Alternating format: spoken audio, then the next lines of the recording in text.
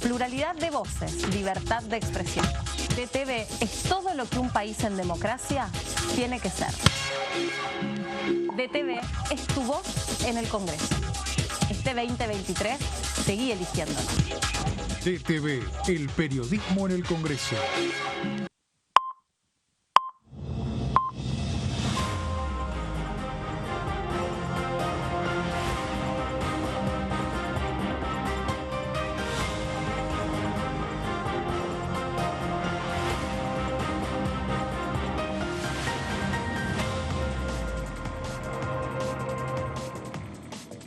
Hola, hola, ¿cómo les va? Bienvenidos. Esta es la segunda edición de DTV. Acá estamos en la última semanita de diciembre, una semana en la que está pasando de todo. Bueno, afuera, en la calle, por supuesto, con ahora la desconcentración de esta marcha convocada por la CGT, la CTA y otros movimientos de agrupaciones sociales. Y aquí en el Congreso también, porque se están terminando de conformar las comisiones. Ayer conversábamos con el diputado José Luis Espert, que es quien se va a hacer cargo de la Comisión de Presupuesto y Hacienda. Y también él espera que, como dijo hoy temprano el vocero presidencial, se reciban los temas previstos del Poder Ejecutivo para el periodo de sesiones extraordinarias y también el tratamiento del DNU, con todo un debate o una cuestión que hay que dirimir después con especialistas, sobre todo en materia constitucional, si efectivamente, tal como dijo ayer en una entrevista periodística, eventualmente este DNU o el análisis de este DNU podría o pudiera ser sometido a una compulsa pública, es decir, si la gente podría votar por el apruebo o por el rechazo, como por ejemplo en Chile por la reforma de la Constitución. Hoy explicaban distintos especialistas que en materia de DNU en realidad se puede hacer una consulta popular, pero no vinculante, porque sí o sí eso tiene que pasar por acá por el Congreso. Lo que pasa es que, bueno, esto está en plena conformación. Hola Seba, bienvenido, ¿cómo estás? ¿Cómo estás, Meli? ¿Todo bien? Bien, ¿vos? Bien, bueno, sí, un poco haciéndonos eco de ese ultimátum fulminante que dio el presidente Javier Milei, advirtiendo que si la oposición, en términos mayoritarios, decide darle la espalda al DNU y al paquete de leyes que va a estar enviando en las próximas horas, él va a impulsar una consulta popular vinculante y, por supuesto, hay mucha polémica y mucha controversia acerca de si es constitucional o no que el propio Poder Ejecutivo, con un decreto, llame a una consulta popular para, por sí o por no, la sociedad responda si quiere o no ese paquete de reformas vinculado a la reforma del Estado. Pero bueno, estamos a la expectativa también de la constitución de las comisiones para esta semana. Yo creo que no está demasiado verde y recién a partir del segundo o tercer día de enero vamos a estar en condiciones de formar las comisiones que van a estar trabajando en sesiones extraordinarias. No creo que ningún diputado o diputada, más allá de un puñado, vaya a interrumpir sus vacaciones ahora para ponerse a trabajar ya mismo en las próximas horas, dado que la Libertad Avanza invoca, ¿no?, motivos de necesidad de urgencia, ¿no?, casi una emergencia, y está convocando anticipadamente para el tratamiento a todos los diputados nacionales, pero hay usos y costumbres y no creo que estén dadas las condiciones para que se pueda trabajar ya mismo esta misma semana. Mauri, ¿cómo va? Bien, sorprendido la poca expectativa del señor Adida. No cree que pueda, bueno, me parece, un dato no menor, el presidente Javier Milei convocó sesiones extraordinarias hasta el 31 de enero, no hasta el 28 de febrero como se acostumbra, por lo tanto puede ser que lo que dice Sebastián que por la semana que viene sea difícil, pero me parece a mí que a partir de la otra vamos a tener una actividad y sí o sí una sesión antes de fin de mes para, o por lo menos un intento de sesión antes de fin de mes, y me parece que febrero va a empezar con un vínculo del presidente con el Congreso ya establecido, por sí o por no, digamos, en caso de que no haya ninguna ley que haya sido aprobada, bueno, va a haber un vínculo más tenso. Yo creo que algunas se van a aprobar, me parece que hay algunos del temario, hay temas que concentran cierto consenso, me parece que ahí vamos a ver algún tipo de respaldo en algunas cuestiones que le va a permitir al presidente tener un diálogo más ameno, pero creo que está quemando fichas para el primer mes del año. Es una jugada muy audaz, las dos jugadas son muy audaces, el DNU y extraordinarias para enero. La verdad que en 2 días el presidente de alguna manera desafió en el buen sentido, ¿no? Se sabe en minoría en el Congreso, dice, bueno, vamos a ver quién hoy tiene más fuerza como para imponer la agenda. Sí, a propósito del Congreso, ayer en la entrevista que le brinda a Luis Majul, él desliza que hay, desde su punto de vista, dice, si no quieren avanzar en la discusión por el DNU, habría que investigar si hay sobornos. O sea, lo dice claramente, y él habiendo salido de esta casa parlamentaria, ¿no? O sea, Sí, llama la atención. una expresión que él mismo... No hay denuncia, aclaremos que dijo eso, no hay una... denuncia, es un funcionario público del presidente, debería denunciarlo, y el jefe del bloque de Unión por la Patria lo que pidió es que algún fiscal actúe de oficio, si no anticipó que él mismo va a ir a la justicia. Claro, Germán Martínez, ¿no? Salió a responder pero esto se va a judicializar inevitablemente. Sí, Pero más allá de eso, porque hay una responsabilidad que tiene que ver con su función, ¿no? No es lo mismo que un ciudadano o con un asesor diga al pasar que cree que hay posibilidad de estar comprando voluntades, a que lo diga alguien que además salió de esta casa, ¿no? No, y además llama mucho la atención, llama poderosamente la atención el hecho de que esté denunciando a legisladores de querer dilatar el tratamiento de este paquete de leyes o incluso el propio DNU, cuando ni siquiera el Poder Ejecutivo ingresó ese DNU ni los proyectos de ley que va a estar ingresando en las próximas 24 horas, según comentó el vocero presidencial Manuel Adorni, ¿no? Sí, esta mañana temprano. Yo creo que más allá de esta disociación temporal, que de alguna manera podemos identificar en el presidente, hay un intento de intentar condicionar a la oposición para que se alinee, ¿no?, a los intereses de la libertad de avanza y acompañe. Por lo pronto ya logró que la UCR, con un comportamiento un poco ambiguo, si se quiere, después de ese comunicado que había sido en muy duros términos por parte del flamante presidente Martín Lustó, con una impugnación sobre todo el formato, casi que la UCR le sugiere un menú de opciones para poder sortear este panorama adverso que enfrenta el DNU en el Congreso, y le ofrece una logística llave en mano para poder, para que se pueda aprobar este paquete de leyes. Así que, bueno, se verá cuál va a ser el comportamiento de esta oposición intermedia, que obviamente no es ni Unión por la Patria ni la izquierda, que van a votar, por supuesto, negativamente, y la gran expectativa está en estos bloques intermedios que van a tener un poco la llave, ¿no?, durante el mes de enero.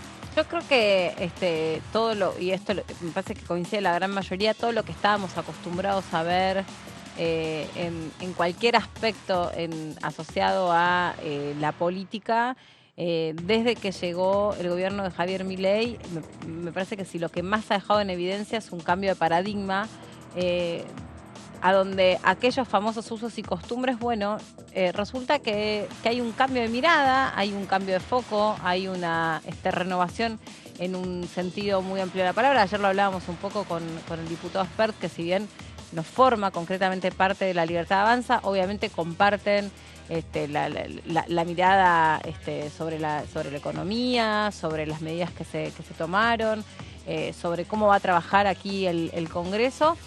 Y creo que hay una expectativa muy grande sobre lo que puede llegar a traer enero aquí. Recién la pregunta era, ¿por qué el periodo extraordinario es hasta el 31 de enero y no hasta el 28 de febrero? Me parece que también tiene que ver con que los tiempos que se solía tomar la política para resolver algunas cosas ya no más. ¿Cuántas veces ha llamado el presidente Alberto Fernández a sesiones extraordinarias y no se convocaba y no se avanzaba? Era un problema político del presidente ese. En realidad era un problema político de él, con su propia fuerza política, que no lograba una comunicación. Me parece que no estamos frente a la misma situación y que entre otras, igual es una opinión y podemos no coincidir. Y creo que ahí donde se pone, todo el mes de enero para un periodo extraordinario, primero es, definan las comisiones, pónganse a trabajar, porque acá hay que tomar medidas muy concretas que este espacio político entiende que es la manera, que es la precisa donde hay que ajustar el cinturón, es el camino por el que hay que seguir, y que además eso tiene que hacerse ya. Si hay algo que repite una y otra vez el presidente Milei, no hay gradualismos, no hay tiempo para gradualismos, no hay tiempo para transiciones, no hay tiempo. Es una jugada de alto riesgo, como decía recién Mauricio, con mucha audacia. Es una apuesta a todo nada de parte del presidente, que un poco está mirando en el espejo retrovisor la experiencia fallida de Juntos por el Cambio, cuando muchos en el entorno del expresidente Mauricio Macri le recomendaban seguir el camino que ahora está siguiendo Javier Milei, de ir por un fogonazo de shock, ¿no? Una batería de medidas inmediata. Y también cada vez los presidentes que van asumiendo llegan con una luna de miel cada vez más exigua, corta, ¿no? claro, Entonces sí. él necesita aprovechar este capital político, esta legitimidad que tiene estos primeros meses, porque sabe que ese capital político se le va a estar agotando en pocos meses. Y aparte vos fíjate que el otro lado siempre se ponía en juego, está en juego la paz social. Hoy tuviste una movilización que creo que ya se estaba desactivando, que fue muy corta, que no tuvo prácticamente un gran impacto ni en lo numeroso, ni en las consignas, y tuviste otra movilización el 19 y el 20 de diciembre, de la que no pasó nada, o sea, no se puso en ningún momento a paso serio. Vos decís, la gente no tiene un peso en el bolsillo, va al supermercado y no sabe si va a poder cumplir con las necesidades básicas, empieza a recorrer las góndolas y empieza a saber que la gente no encuentra determinados productos o que los supermercados tampoco están poniendo a disposición productos que por ahí están muy, muy por encima. O sea, estamos frente a una lógica completamente distinta. Entonces, no esperemos que los tiempos sean los que estamos acostumbrados a que sean, ¿no? Sí, tenemos una gimnasia política bastante diferente a la que teníamos hace una década, donde estamos acostumbrados a los procesos presidenciales largos, si no es que era un proceso fallido, era un proceso largo. Hoy es dinámico, tenemos el tercer presidente en 8 años, las lunas de miel, como dice Sebastián, son cortitas ahora, e inmediatamente la opinión pública es bastante volátil, y me parece que Milei llega con esa hoja de ruta de es ahora, es en este momento en donde puedo mandarme con cierta fuerza que quizá en un tiempo ya no sea la misma, y tomar las medidas que prometió en la campaña y en la plataforma. Milei no está haciendo nada que no esté escrito de puño y letra, anunciado, me acuerdo allá por el 15 o 20 de julio, a través de un video que se publicó, que él mismo publicó, donde anuncia las medidas, casi todas las medidas que hoy está llevando a cabo. También es cierto de que se votan legisladores, y el Congreso, se eligió la mitad del Congreso el 22 de octubre y la gente no lo eligió a La Libertad Avanza. Quedó con 30 puntos, quedaron segundos. Entonces tienen una menor representación legislativa de la que indica ese 56%.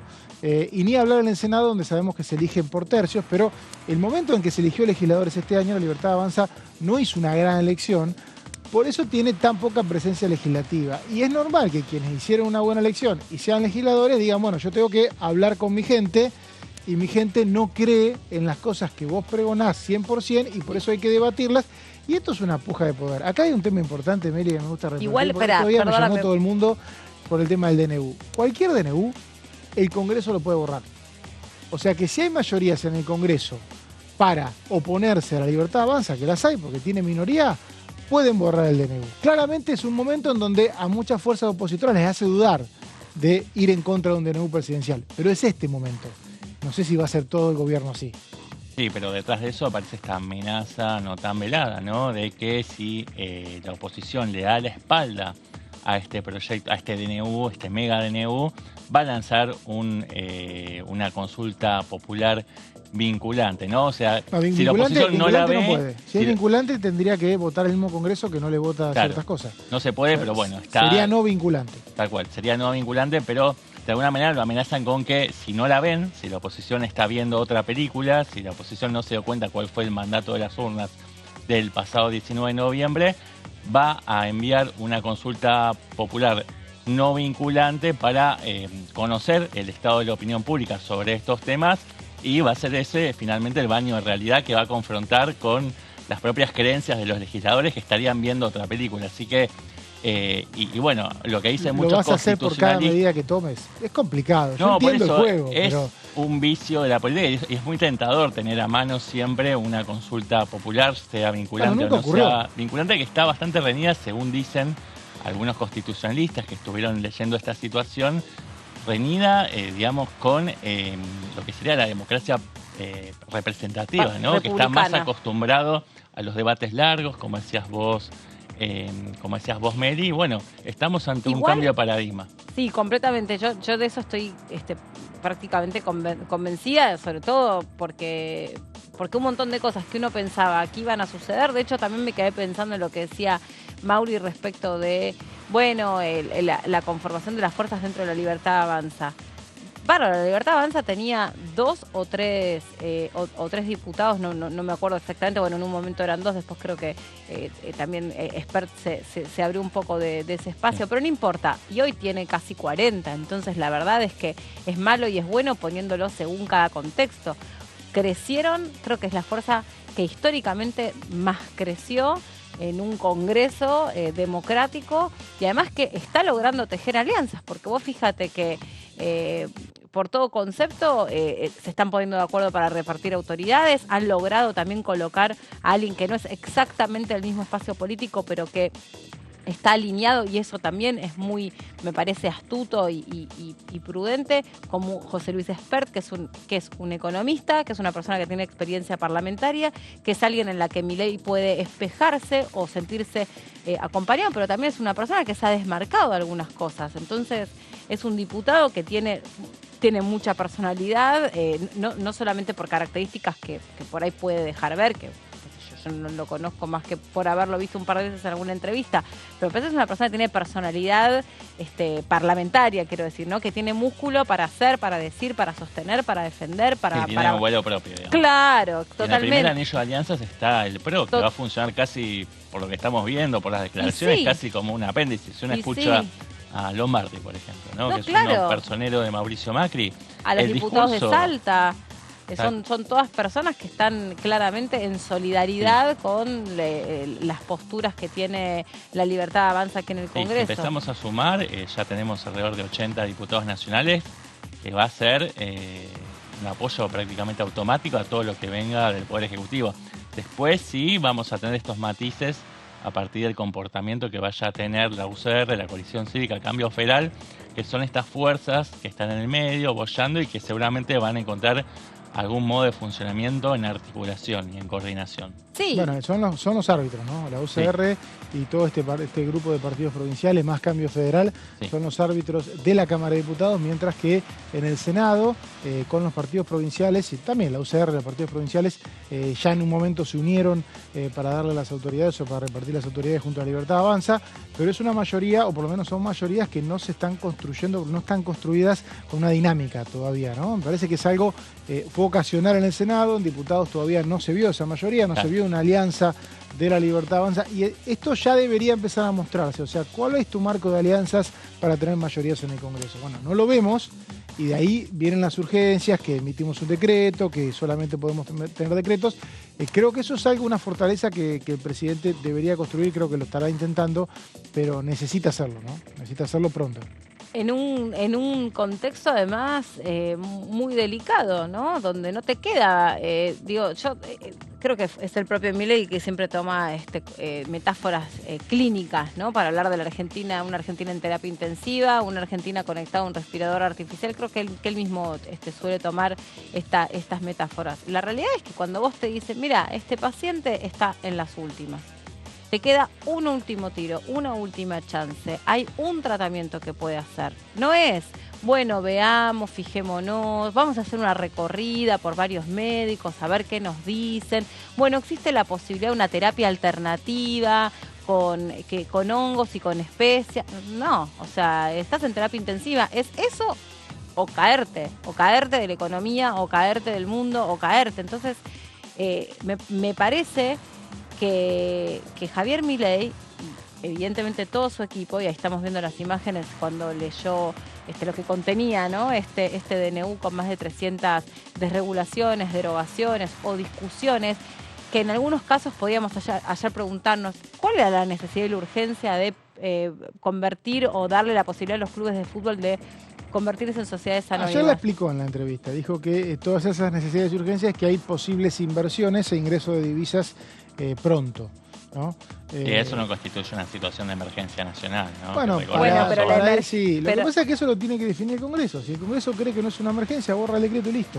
Es que igual tampoco es así, porque Bueno, no hay es un así, Congreso por la que borre un Constitución. decreto y listo. Sí, debería haber algún criterio a la hora Bueno, de no, dictar un no, está la decreto de posibilidad. urgencia. Está la No, vos, posibilidad. pero la posibilidad, me parece a mí, por lo que a mí me han explicado, sobre todo abogados constitucionalistas, suponete, si vos pones el decreto en un referéndum, vos podés consultar qué le parece a la sociedad, si está a favor o en contra. Claro. Listo. Eso no es vinculante, eso no Es te habla casi ni una de la, encuesta, no te habla ni de la, claro, te va a dar un apoyo a eso. No te va a hablar ni de la constitucionalidad ni de la anticonstitucionalidad. Después explicaban cómo funcionan los amparos, porque al mismo tiempo se están presentando amparos judiciales. Bueno, por ejemplo, vos sos del colectivo de inquilinos y estás en contra de que se derogue la ley de alquileres. Bueno, eventualmente, si la justicia resuelve sobre la situación de los inquilinos, entonces ese DNU queda vigente, pero hay un marco protectorio para los inquilinos porque hay un amparo a su favor. Pero la justicia tiene que fallar. La justicia no puede solamente hacer lugar. Le hace lugar al amparo. No, bueno, a ver, ¿qué resuelve la justicia sobre ese amparo? Es parecido a lo que pasó con los créditos UBA y todo esto. Para el primer control lo tiene el Congreso. Y el Congreso, si considera que no es atinado el decreto que no justifica la necesidad de la urgencia, las mayorías parlamentarias que hay hoy por hoy dentro de cada recinto que no pertenece al actual oficialismo pueden unirse y eliminarlo. Si no lo hacen, hay un aval tácito del Congreso. Eso me parece que es bueno destacarlo, porque no es que el Congreso no actúa. Si el Congreso no hace nada respecto al decreto y lo deja correr, lo avala. Y Milei puede decir que tiene aval del Congreso si el Congreso no le anula el decreto. O sea, acá se invierte el rol, puede estar mal la ley, ayer se presentó un proyecto en el Senado para cambiarla, pero no es que el Congreso no tiene herramientas, no es cierto eso. Tiene todas las herramientas. Sí, es importante también saber, me parece, que quién va a retener la presidencia de la Comisión Bicameral de Trámite Legislativo. Entiendo que va a recaer en manos de... Seba, define, de hecho, la Comisión, si quiere, no se reúne y el recinto define igual. Cosa que no pasa con el resto de los proyectos. ¿No es necesario que haya un dictamen de mayoría de minoría? No, pasado 10 días hábiles después de que llega el decreto a la comisión, los que definen son las mayorías parlamentarias. También en el caso del decreto, y el presidente de alguna manera testea la fuerza que hoy tiene y dice no me lo van a voltear, algo que quizá en un tiempo no puede hacer. Claro. Por eso es un decreto tan voluminoso. En un tiempo quizá esto ya lo vimos con Macri. En un momento él enviaba decreto, no se lo volteaban y a partir del tercer año de gobierno no podían enviar más decreto porque caían todos. Bueno, acá me parece que hay una misma, es un programa de gobierno, ¿no? Y es un desguace de toda la estructura normativa sobre el cual está edificada la Argentina tal cual la conocía. Bueno, son modificaciones que él cree y que de alguna manera propuso en su campaña. Y que la gente le respaldó. No lo decía en términos peyorativos, digo. Él mismo lo formula en esos términos, así que... Bueno, porque considera que eso es necesario. Si hay una mayoría parlamentaria que considera lo contrario, lo puede borrar.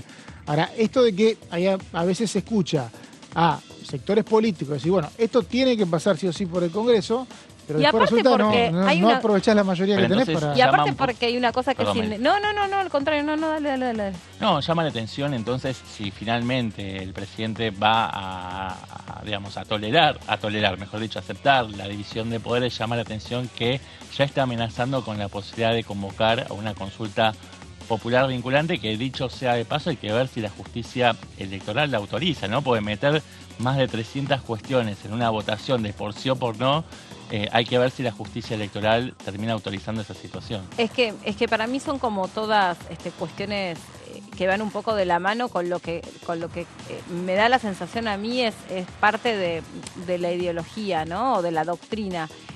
Si vos sos una persona liberal, para vos el poder te lo da el poder directamente lo tiene la gente, lo tiene la ciudadanía. Entonces, no es que la ciudadanía con una consulta popular va a dar pulgar para arriba o pulgar para abajo y se va a poner en marcha o se va a desactivar el DNU.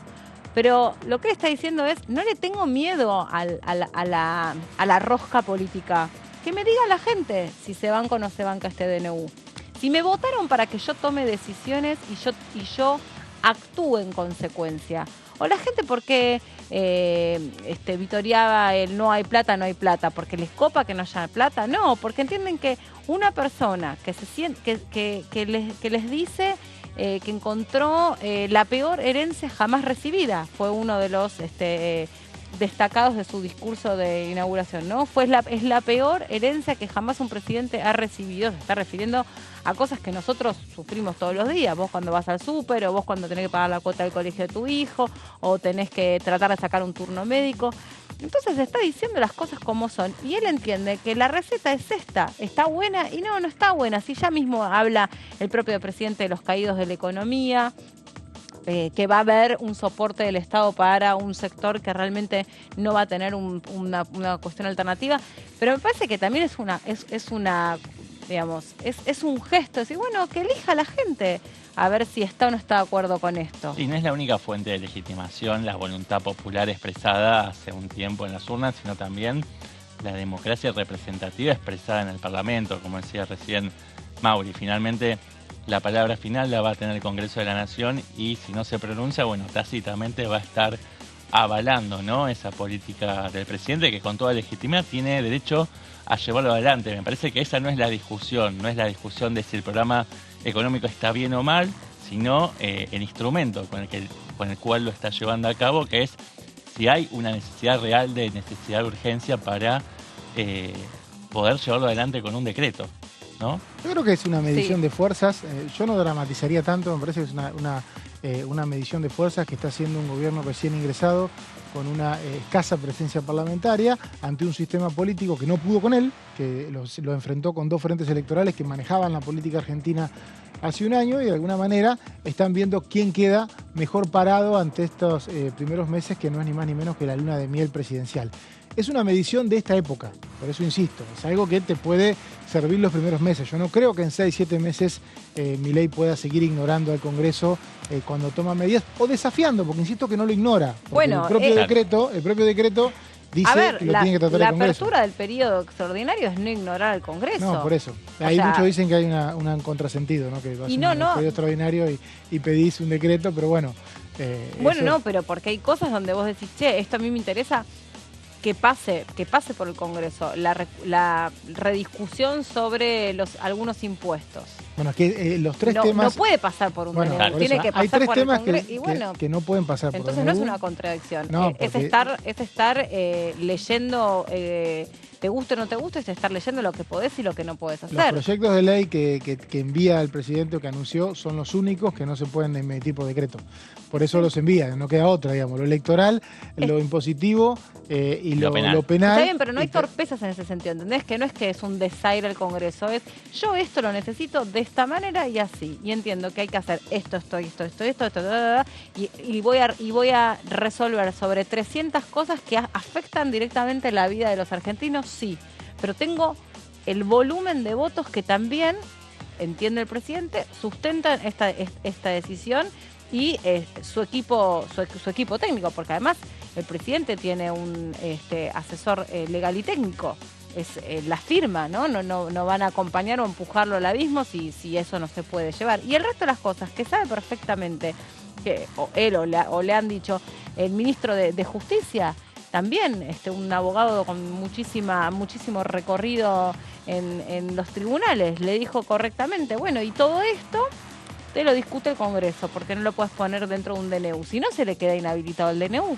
Igual, hay cosas con las que no puede... Hay un tendal de el DNU amparo lo discute el Congreso. No todo el mundo entiende que está dentro de las reglas de juego poder dictar toda esta batería de medidas a través de un DNU. Por eso hay este nivel, esta cantidad. Pero no desconocen el tema de No repitamos que el DNU no lo trata el Congreso. El DNU lo trata el Congreso. Claro. El destino del DNU está en manos del Congreso. O sea, no es que un presidente firme un DNU y dice ignora el Congreso. El mismo DNU lo dice. El último artículo del DNU se remite al Congreso. Está bien lo que Entonces, por lo tanto, si el Congreso, lo que pasa es que a veces entiendo que en esta época de luna de miel a ciertas oposiciones no les gusta enfrentar al presidente y se victimizan diciendo no me lo envió. Y vos decís, bueno, pero ¿por qué no lo tratás y lo rechazás? No, mejor no, ahora no. Bueno, esto claramente está en manos del Congreso. No es lo mismo, tiene otra intención que el inicio de esa hoja de ruta, de ese camino, sea un DNU que un proyecto de ley.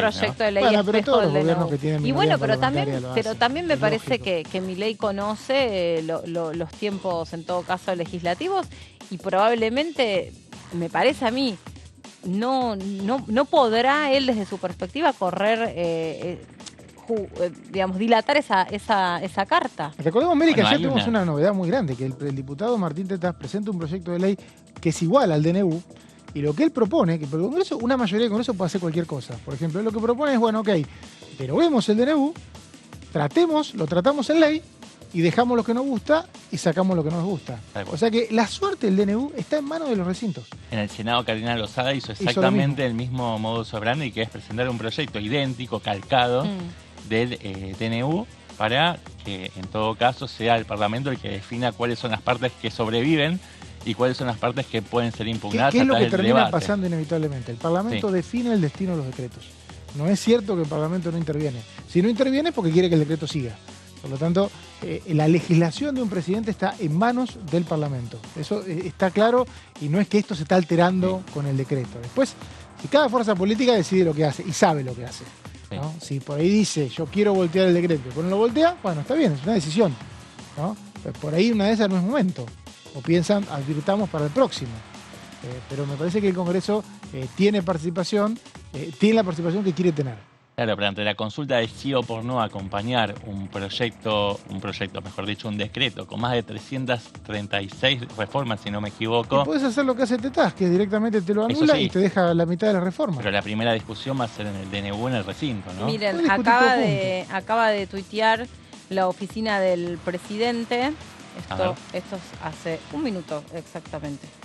Dice, el presidente Javier Milei envió al Congreso de la Nación la ley de bases y puntos de partida para la libertad de los argentinos, con el espíritu de restituir el orden económico y social basado en la doctrina liberal plasmada en la Constitución Nacional de 1853, presentamos al Honorable Congreso de la Nación el adjunto proyecto de ley y manifestamos nuestra firme voluntad de emprender inmediatamente y con instrumentos idóneos la lucha contra los factores adversos que atentan contra la libertad de los argentinos, que impiden el correcto funcionamiento de la economía de mercado y son la causa del empobrecimiento de la nación. Promovemos estas reformas en nombre de la Revolución de Mayo de 1810 y en defensa de la vida, la libertad y la propiedad de los argentinos.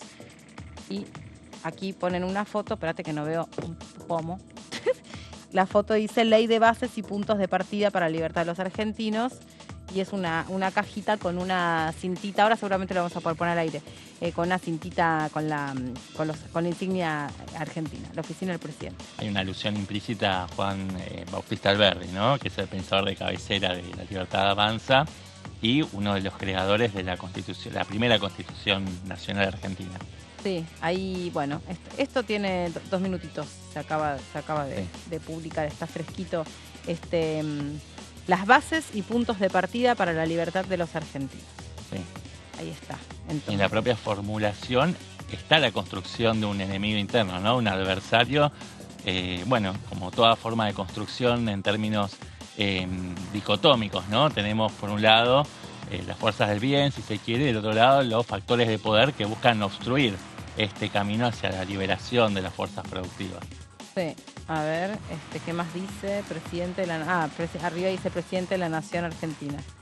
Y es una cantidad de papeles inmensa. Bueno, así que esta es una de las noticias. Bueno, repasamos, ¿les parece lo que va teniendo el temario o el envío de temas del periodo extraordinario?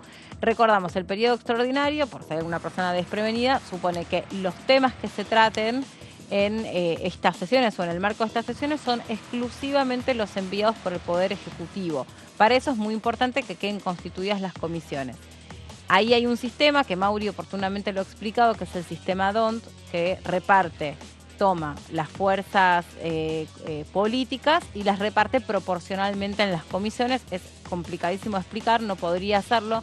Mauri seguramente sí, pero también va a haber una serie de acuerdos para que justamente la Fuerza de la Libertad Avanza, aunque con algunos partidos que le sean solidarios, tenga participación o presencia en las comisiones más importantes. Y si no, bueno, algunos que puedan representar firmemente y fielmente esa forma de ver la manera en la que la política tiene que estar restituyendo, valiéndome de lo que dice la oficina del presidente electo, la vida económica y la vida social de los argentinos, resguardando la libertad y la propiedad. en ese temario de sesiones extraordinarias, ayer las presentábamos, íbamos un poco como en general, de algunos no hay demasiado detalle porque son cosas enviadas, pero Mauri, vos nos vas a contar sobre un punto que tiene que ver concretamente con algo que sí o sí tiene que pasar por, si querés, por fuera del DNU, no que el DNU no pasa por el Congreso, pero por fuera del DNU, es todo lo que tiene que ver con lo tributario.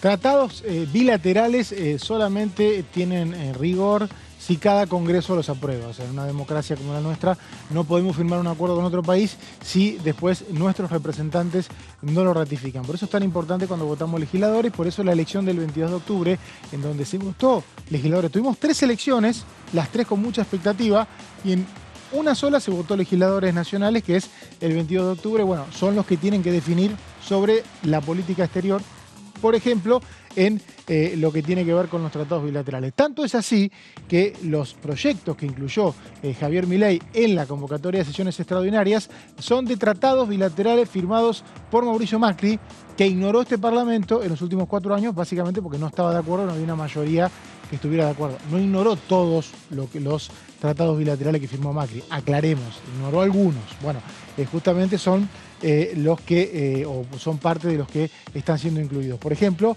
el acuerdo para eliminar la doble imposición y prevenir la evasión y elusión fiscal con China. Estos acuerdos son muy habituales y bueno, y tienen todo un debate acá adentro porque lo que impide, este fue firmado el 2 de diciembre de 2018 y enviado al Congreso al año siguiente, nunca fue aprobado, creo que quedó congelado en la Comisión de Relaciones Exteriores del Senado.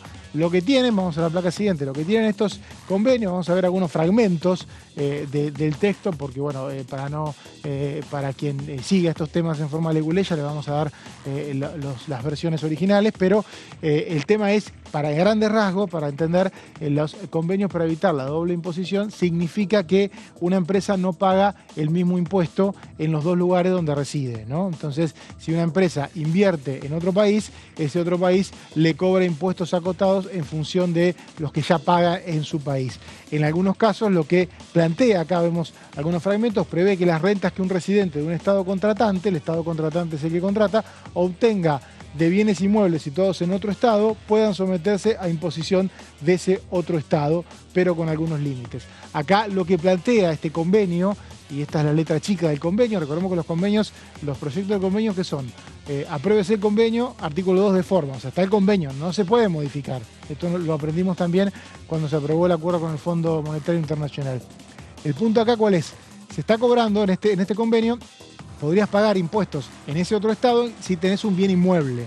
Eso es lo que plantea. No así, por ejemplo, los beneficios, que son las ganancias de un estado contratante, solamente pueden someterse a imposición de ese estado, a no ser que la empresa realice su actividad en el otro estado contratante por medio de un establecimiento permanente situado en él. Esto está bastante claro. Si no tenés un establecimiento permanente, una inversión, en este caso de China en Argentina, no pagaría los impuestos en Argentina. Sigamos, bueno, y hay varios ítems, ¿no? Recién hablamos de los beneficios, que son las ganancias, ahora hablamos de los dividendos, que no se puede extender por más de 10% sobre el importe bruto, o sea, el giro a dividendos que en algún momento Argentina lo retuvo. Acá lo que hay es una intención de seguridad jurídica de un país respecto a las inversiones, y el país que tiene mucha incidencia en las inversiones, como por ejemplo China, que incide mucho en ciertas empresas que son dominantes, quiere tener ciertos límites en el tiempo.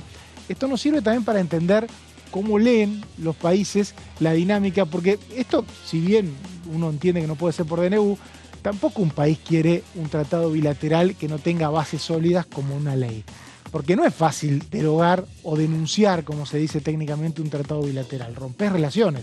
Por lo tanto, si un Congreso aprueba un tratado bilateral, es muy difícil que se revise.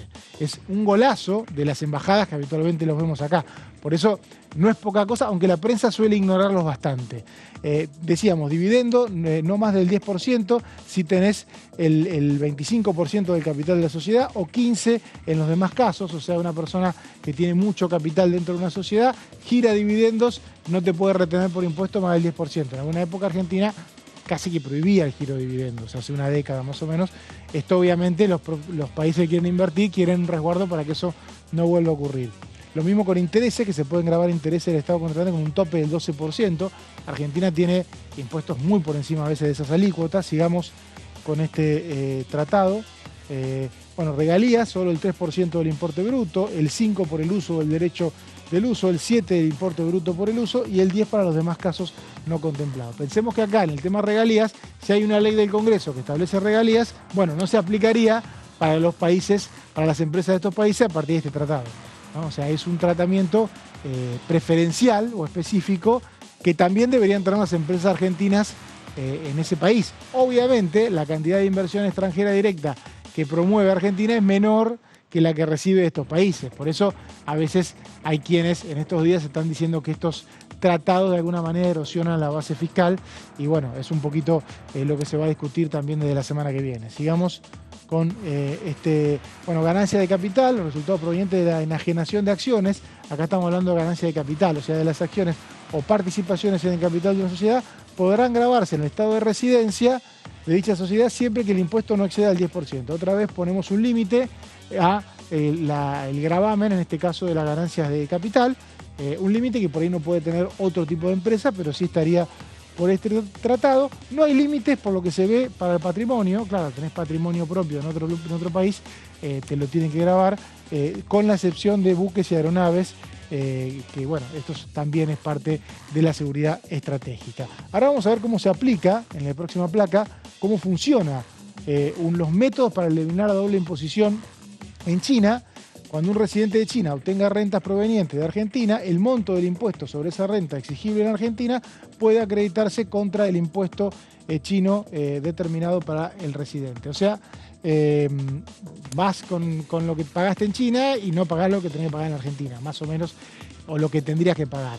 Con este convenio no haría falta. Por eso esto sería, bueno, el monto del crédito no podrá exceder el monto del impuesto chino, obviamente. No podés ir con un crédito por encima del crédito fiscal que te da tu país sobre esa renta determinada en conformación con la legislación de China. Vamos para el caso argentino, ¿cómo sería? ¿No? Porque según la legislación de cada país hay un método para aplicar, para eliminar la doble imposición. Es doble imposición porque vos estás haciendo una transacción financiera y pagás el mismo impuesto en los dos lugares. Entonces, lo normal es que una empresa diga, bueno, pero pará, ¿cuál es el costo fiscal? Y ahí vienen estos convenios que, insisto, los países a veces que menos participan de las transacciones son los que, en tema fiscal, los que más son castigados. Se supone que eso se compensa por el efecto económico de la inversión. Y ahí está la lectura que tiene que hacer el legislador. El caso de Argentina, cuando la renta proveniente de Argentina sea un dividendo pagado de una sociedad residente argentina o una sociedad residente de China, posee al menos 10% de las acciones o participación de la sociedad que se distribuyen el dividendo, el crédito deberá tener en cuenta el impuesto pagado en Argentina por la sociedad que distribuye los dividendos con relación a su renta.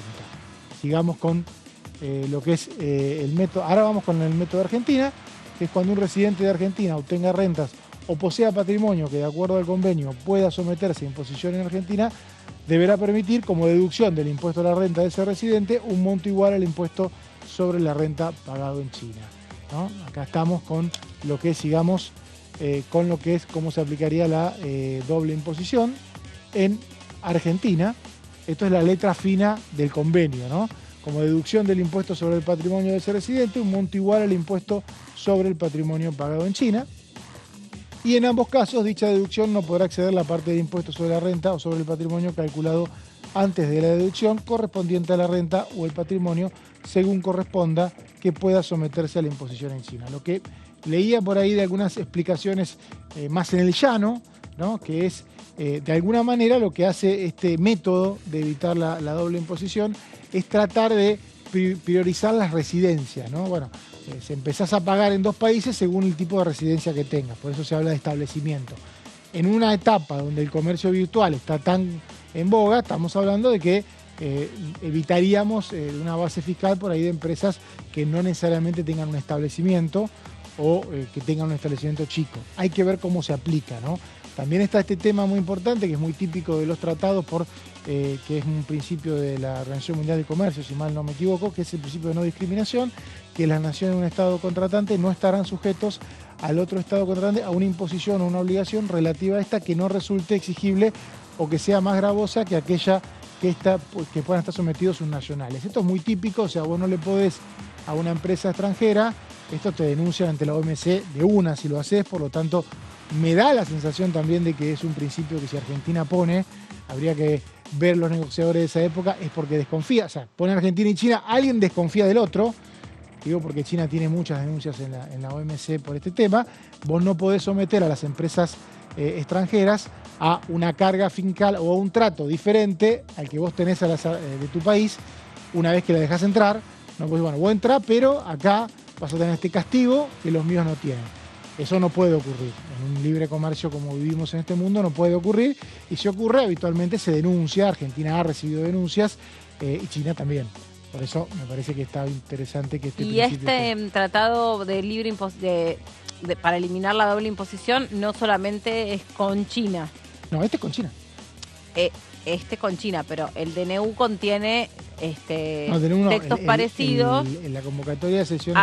Sesiones extraordinarias, textos parecidos. Lo que quiero decir es que la misma tónica, el mismo registro de eliminar la doble imposición con otros países. Hay uno con Turquía, hay otro con Luxemburgo y hay otro con Japón, si mal no recuerdo. Sí. Creo que son esos tres que también están, cada uno con un tratado distinto en función de las dinámicas de cada país. Pero la lógica es más o menos la misma. Sí, porque ¿no? ahí ponían también el ojo, ¿no? En por qué con cada uno de esos países y qué características o qué podía haber en cada uno de esos tratados. Macri firmaba estos tratados, Alberto Fernández no. Es muy común que firmara esos tratados, que fueron muy comunes en los años 90 para esa ola de inversiones que hubo en la convertibilidad. Básicamente las empresas cuando invierten mucho en un país, en otros países, buscan la menor carga fiscal posible sobre esas inversiones. Esto es algo que en el momento que se hace la inversión tiene sentido, porque el efecto económico inmediato de la inversión es positivo. Después en el tiempo suelen derivar en algunas quejas, ¿no? Pero tenés que denunciar el tratado, andá a denunciar un tratado. Es imposible, por eso es tan importante cuando lo aprueba el Congreso. Vos denunciás un tratado y erosionás la relación con ese país. Y la erosionás quizá para siempre, por mucho tiempo. Por eso se piensa mucho y por eso cada tratado a veces está mucho tiempo cajoneado en el Congreso. Porque se piensa mucho antes de aprobarse.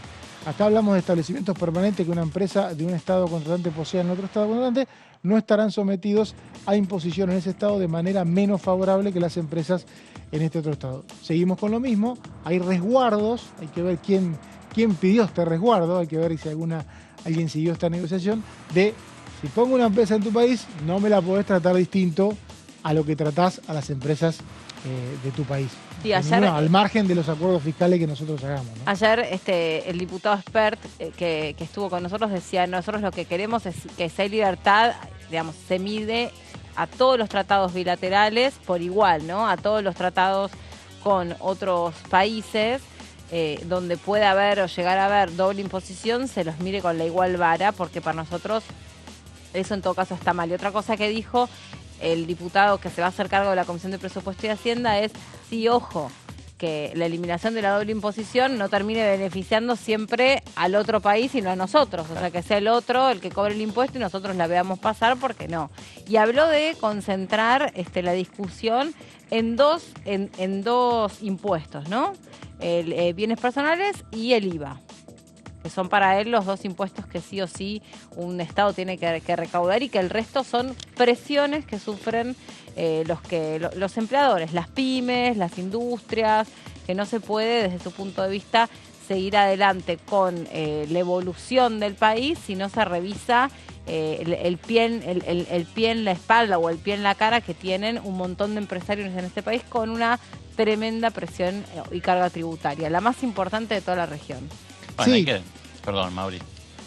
Sí, el tema de la carga tributaria, claro, exactamente. El punto es que, claro, la carga tributaria al ser tan alta acá y al ser tan exigible para las empresas locales, a veces las empresas internacionales con su justa razón piden este beneficio que en muchos casos después es reclamado por las empresas locales que siguen pagando los impuestos, que no tienen esta posibilidad.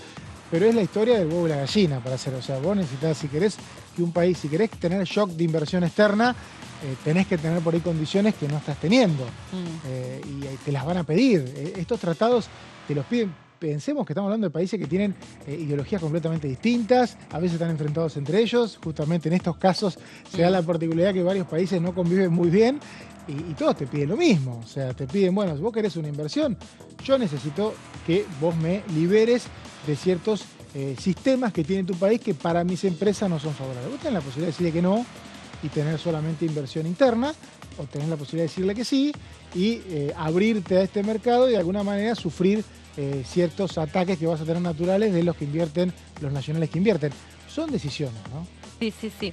Mientras tanto, recordamos que todo esto que estamos contando es lo que quedaría incluido para que debata el Congreso una vez que se conformen y se constituyan las comisiones. Nosotros hemos visto al principio del año parlamentario que se ha tardado mucho en constituir comisiones. De hecho, lo que contábamos era que era inusual que costara tanto distribuir fuerzas en cada una de las comisiones. ¿Se acuerdan que el año empezaría con la intención de quién era la oposición o la principal oposición, debatir directo en el Congreso la ley de alquileres, y eso motivó que se empezasen a organizar las comisiones y que la tan mencionada ley de alquileres fuera debatida en comisiones con distintos actores involucrados en la ley o que puedan tener una mirada incluso distinta o complementaria respecto del mejor texto posible y después que pasara al Congreso. Pero creo que nos fue hasta el mes de mayo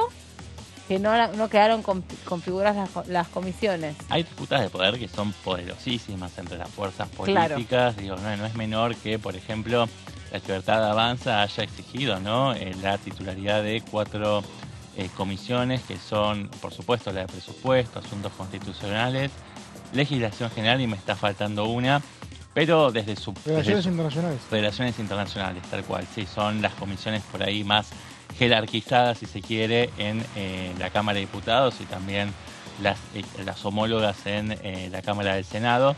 Pero por supuesto que también Unión por la Patria puede atribuirse a sí mismo el hecho de ser la minoría más grande con 102 diputados y va a querer disputar o presidencias o lugares muy importantes en esas mismas comisiones y en otros también. Y en ese teje y maneje, en ese toma y daca, es que termina trabándose la constitución de las comisiones, que son los cuerpos que van a tratar estas medidas, ¿no? Que, por ejemplo, ahora en el mes de enero va a estar enviando ya en las próximas horas el Poder Ejecutivo. Sí, también a propósito de la movilización que se estaba dando, en las inmediaciones, no del Congreso, pero de los tribunales y en el centro porteño, se acaba de conocer la decisión que la justicia no va a hacer lugar al amparo que presenta la CGT, porque todavía el DNU no entró en vigencia. No, claro, el DNU va a entrar en vigencia. El 29. ¿El de la CGT o el de la CTA? El de la CGT. De Cachorro. Ah, bien. El de la CGT. Están explicando que ese amparo presentado, ¿sí? Todavía la justicia no lo va a tener en cuenta porque es un amparo que habla sobre un DNU que todavía no está vigente. Mañana va a entrar en vigor, si no el me equivoco. 29. 29, pasado mañana, el viernes. El 29, el viernes. Porque tienen que también explicaban esto. Vieron que el propio ministro de Justicia dijo que, reconoció que hubo un error al no poner que el DNU entraba en vigencia a partir de la fecha tal y tal. Pero lo que explican es que ese DNU, una vez que queda publicado en el boletín oficial, si vos dejas correr 8 días a partir del 8º día, ese DNU está en vigencia. Ahora, sobre eso es que vos puedes hacer una presentación ante la justicia y después la justicia tiene que resolver. Pero el DNU sigue su curso, está en vigencia. Después podrá observar la justicia, pero yo dejo sin efecto solo para esta población, este colectivo que queda incorporado en este amparo que la justicia le da lugar o lo revisa o lo reconoce, porque técnicamente no sé bien cómo se explica, pero la cuestión es que el DNU está en marcha en realidad el 29, que es el viernes. Sí, por las dudas. Se cumplen ahí los 8 días desde que fue publicado. Por las dudas, las empresas de medicina privada hicieron circular a todos sus afiliados y afiliadas los aumentos del 40%, es decir, que no esperaron a la entrada en vigor. De los colegios también, mira, eso no sabía, pero por lo menos las empresas de medicina privada más importantes se pusieron de acuerdo, todas en un mismo valor, y esa es presuntamente la libertad de mercado, ¿no?, que están presumiendo. Así esa es la lógica. Bueno, nosotros hemos llegado a la pausa. ¿Les parece bien? Me parece tenemos, bárbaro. Bueno. tenemos también para seguir después en un ratito conversando sobre ese temario, que no es un temario muy extenso, que quedaría incluido en el periodo extraordinario. Y ojo, que quede incluido en el periodo extraordinario no necesariamente significa que ya la semana que viene va a haber una sesión especial. Seba lo decía recién. Son otros tiempos, hay que constituirlo. Primero que hay que constituirlo, o sea, la primera cosa es la bicameral para el análisis y el seguimiento del DNU. Eso es lo más importante y ahí sí tienen una definición, una carta muy importante las autoridades de cada cámara, porque pone 4 diputados y 4 senadores donde tienen que estar repartidas las fuerzas políticas. Pero ahí Sí. tiene Sí, de todos modos, una voz el gobierno está importante. convocando a sesiones extraordinarias hasta el 31 de enero, así que los tiempos de resolución van a ser bastante expeditivos. Eso es lo que pretende el Yo Poder creo Ejecutivo y la Alianza Oficialista. Es parte de lo que se busca, ¿no? Sí, me Creo parece que es que parte si de lo no, que se busca. se me hace difícil que que el Poder Ejecutivo vuelva a llamar en febrero con los mismos temas, porque de alguna manera le daría una chance a la oposición de que en el año próximo, por ejemplo, pueda llegar a evaluar esa posibilidad. Claro. O sea, bueno, para que si convocás a enero o convocás a diciembre y finalmente no te lo trato, vas a convocar en enero o en febrero, mejor te lo estiro. Y creo que de alguna manera es otro desafío. Decirle, Claro. bueno, Sí. ¿no tenés enero? Febrero no sé si lo tenés. Claro. Ujú. No, y hay proyectos que realmente son bastante factibles y que se pueda encontrar los consensos para que salgan adelante. Lo decía recién Mauri, la erradicación de las PASO, la eliminación Y la boleta de única. las La boleta primarias, única la creo que- implementación de la boleta única. No con sé qué cambios puede puede pasar salir. con la reversión de ganancias, es otro cantado. Otro cantando. Otro cantando. Hacemos una pausa, es muy cortita y nos metemos en la última hora de la segunda edición. Ya venimos.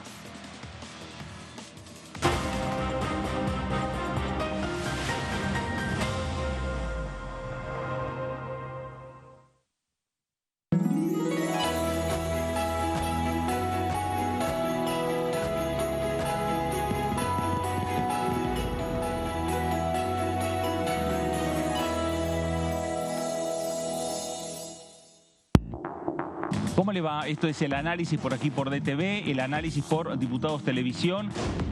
Somos un grupo de legisladores muy respetuosos, sobre todo del federalismo. Quiero resaltar esta cualidad o esta impronta que le ha puesto el presidente de la Cámara a esta reunión con la delegación china, porque en primer lugar integró, digamos, a varias regiones del país. Me tocó a mí hablar un poco de la situación de Corrientes, explicar fundamentalmente cuáles son las fortalezas de nuestros productores, de nuestro microclima, de nuestros ríos.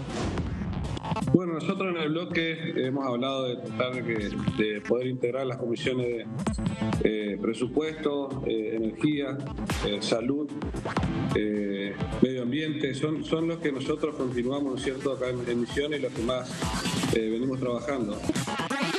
DTV, el análisis, de lunes a viernes.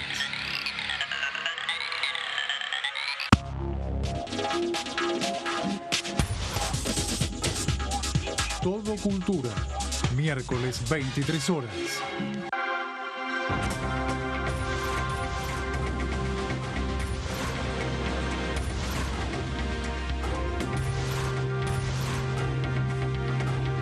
Ellos son tu voz en el análisis. DTV, el periodismo en el Congreso.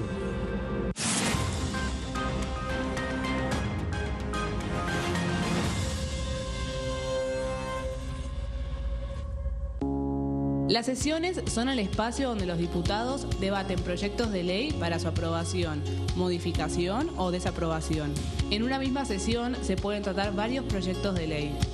Desde el 1 de marzo, cuando el presidente las inaugura, se desarrolla el periodo de sesiones ordinarias. Entre el 1 de diciembre y el 28 de febrero se extiende el periodo de sesiones extraordinarias que solo pueden ser realizadas a pedido del presidente de la Nación. En el recinto, el bloque oficialista se dispone a la derecha del presidente de la Cámara, el bloque opositor mayoritario a la izquierda y en el centro los bloques con menos cantidad de integrantes. En el tratamiento, en general, los diputados tienen 7 minutos y los jefes de bloque entre 20 y 12 minutos conforme al número de legisladores que representen. La sesión es dirigida por el presidente de la Cámara de Diputados, que administra el uso de la palabra y las distintas instancias del funcionamiento. A la izquierda del presidente está el secretario administrativo, a la derecha el secretario parlamentario y debajo de él están los taquígrafos, que registran cada uno de los testimonios.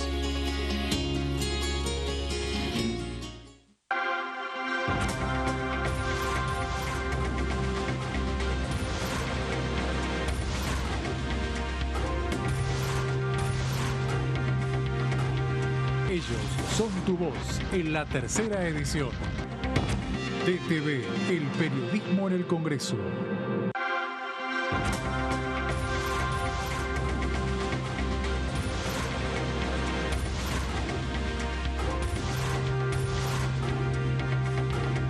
Ellos son tu voz en la primera edición.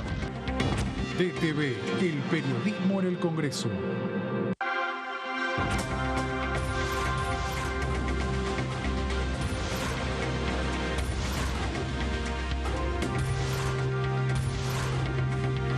Ellos son tu voz en la tercera edición. DTV, el periodismo en el Congreso.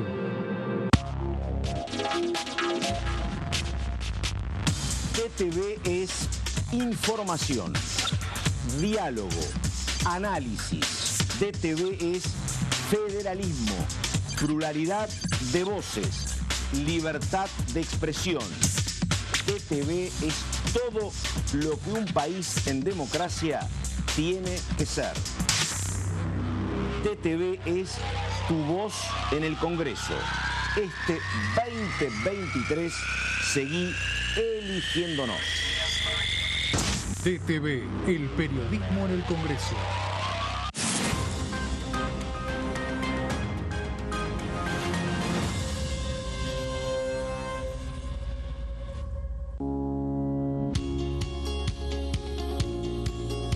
Cuando un proyecto de ley ingresa a la Cámara de Diputados, ya sea creado por un legislador, enviado por el Poder Ejecutivo o producto de una iniciativa popular, se trata primero en las comisiones correspondientes para luego ser tratado en el recinto por los diputados. Las comisiones son el ámbito de análisis y debate sobre los proyectos de ley conformadas por legisladores de distintos bloques. Hay 23 comisiones especiales que tratan temas específicos como el atentado de la AMIA y 45 permanentes que tratan temas vigentes como educación y salud. Un diputado puede formar parte de varias comisiones. Cada comisión se compone de un presidente, un vicepresidente y de 3 a 5 secretarios. La duración de los miembros de las comisiones permanentes y especiales es de 2 años. Para que la comisión funcione debe tener quórum, es decir, un mínimo de 15 y un máximo de 31 a 49 diputados. Las autoridades son elegidas por los propios integrantes de las comisiones, que a su vez son elegidos bajo consenso por sus propios bloques. Para que un proyecto sea tratado en el recinto, debe contar con el apoyo de la mayoría de los integrantes de esa comisión. Al finalizar una reunión de comisión, se dictamina sobre la pertinencia de tratar el proyecto en el recinto. El dictamen propone una resolución o decisión sobre una o varias iniciativas o proposiciones.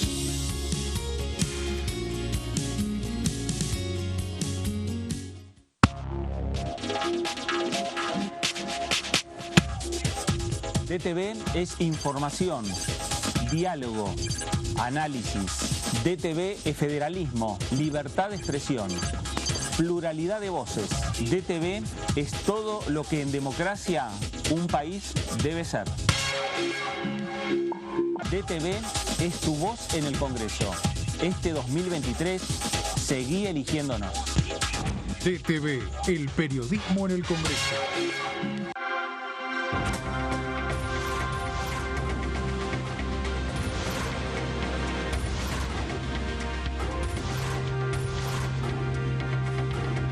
Ellos son tu voz en la primera edición. DTV, el periodismo en el Congreso. ¿Qué diferencia hay entre la Cámara de Diputados y la Cámara de Senadores? La Cámara de Diputados representa al pueblo de la nación argentina. Esto significa que las provincias más grandes y con mayor cantidad de habitantes tienen muchos más diputados que las provincias más pequeñas. La manera de establecer las cantidades es proporcional. La Cámara de Senadores representa a las provincias. Cada provincia envía 3 senadores al Congreso Nacional. El total de senadores es 72, dado que las provincias argentinas son 24. Este es un número fijo. Por ejemplo, la provincia de Buenos Aires cuenta con 70 diputados nacionales y la provincia de Tierra del Fuego con 5. Pero tanto la provincia de Buenos Aires como la de Tierra del Fuego cuentan con 3 representantes cada una en el Senado de la Nación. Cada 2 años, el Congreso Nacional renueva la mitad de sus diputados y 1/3 de sus senadores nacionales. El mandato de los senadores es de 6 años, mientras que el de los diputados es más breve, dura solamente 4 años.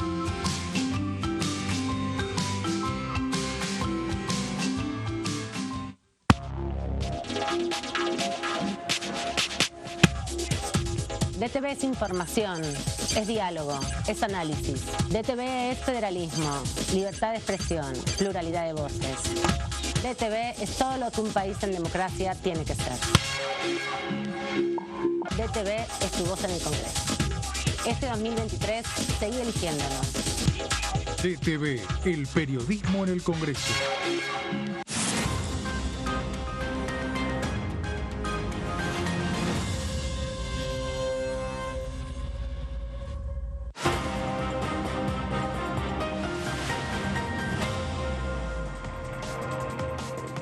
Muy bien, acá estamos de regreso después de la pausa y estábamos contándoles todos los que se viene para este periodo extraordinario, pero ustedes recién contaban una cosa, chicos, de cómo se están juntando las fuerzas políticas.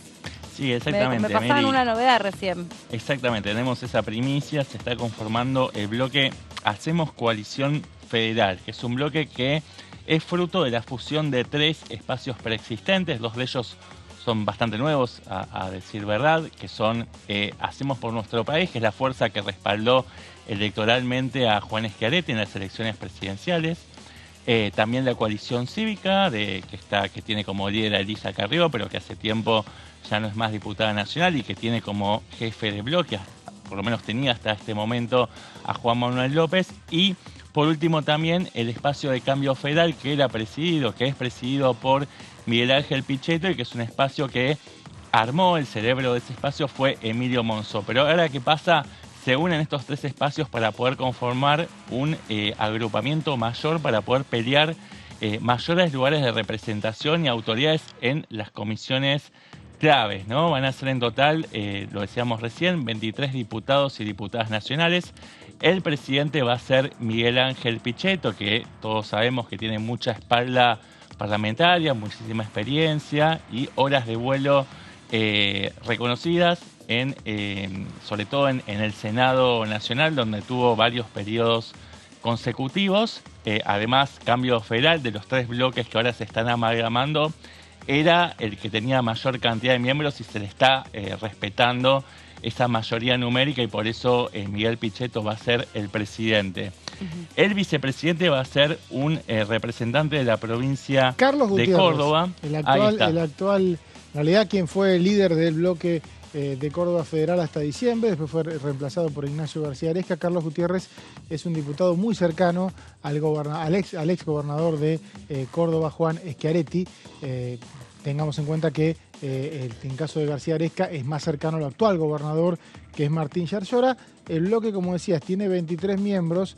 Estos bloques habían anunciado una alianza parlamentaria que sumaba a Innovación Federal, que son otros 9 diputados que no están en este bloque y que son bloques provinciales de Salta, Misiones, Río Negro y Neuquén, si mal no recuerdo. Bueno, esos van a seguir aparte, Innovación Federal va a seguir aparte con 9 miembros y vamos a tener a 23 con este bloque que acaba de anunciar Sebastián.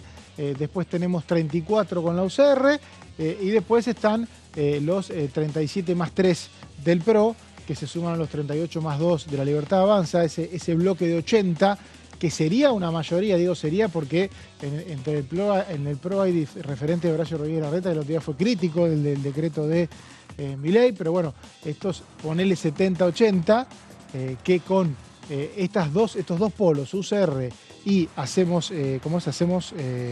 se llama Hacemos Coalición Federal. Hacemos ¿no? Coalición Federal, UCR, esos dos bloques son los que van a definir el quórum de esta Cámara. Hacemos Coalición Federal, la UCR y también los partidos provinciales, pero me parece que estos dos bloques son los que van a terminar definiendo si Milei tiene leyes o no, y son los que están definiendo si Milei tiene decreto o no. Sí, Claro. vos recién ponías la palabra justa, ¿no? Van a ser los árbitros. Dame un segundito, Sí, Seba, obvio. por favor, que ya tenemos a nuestra próxima invitada ahí del otro lado y ahora seguimos con esto, ¿dale? O lo consultamos con la invitada.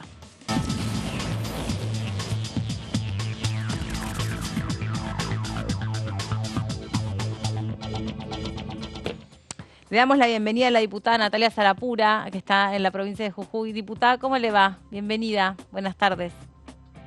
¿Cómo está? Buen día, buenas tardes. Bien, muy bien. ¿Usted cómo anda, diputada?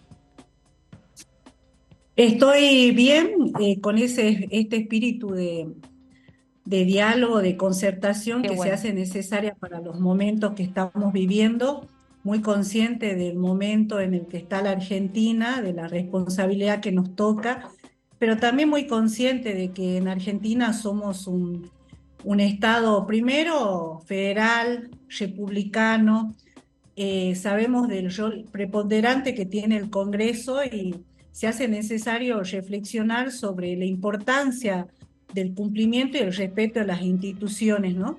Claro. Y diputada, hablando del respeto a las instituciones, hay todo un debate respecto de el periodo extraordinario, el envío de los temas del Poder Ejecutivo que va a debatirse aquí en el Congreso, la conformación de las comisiones y el tratamiento del DNU.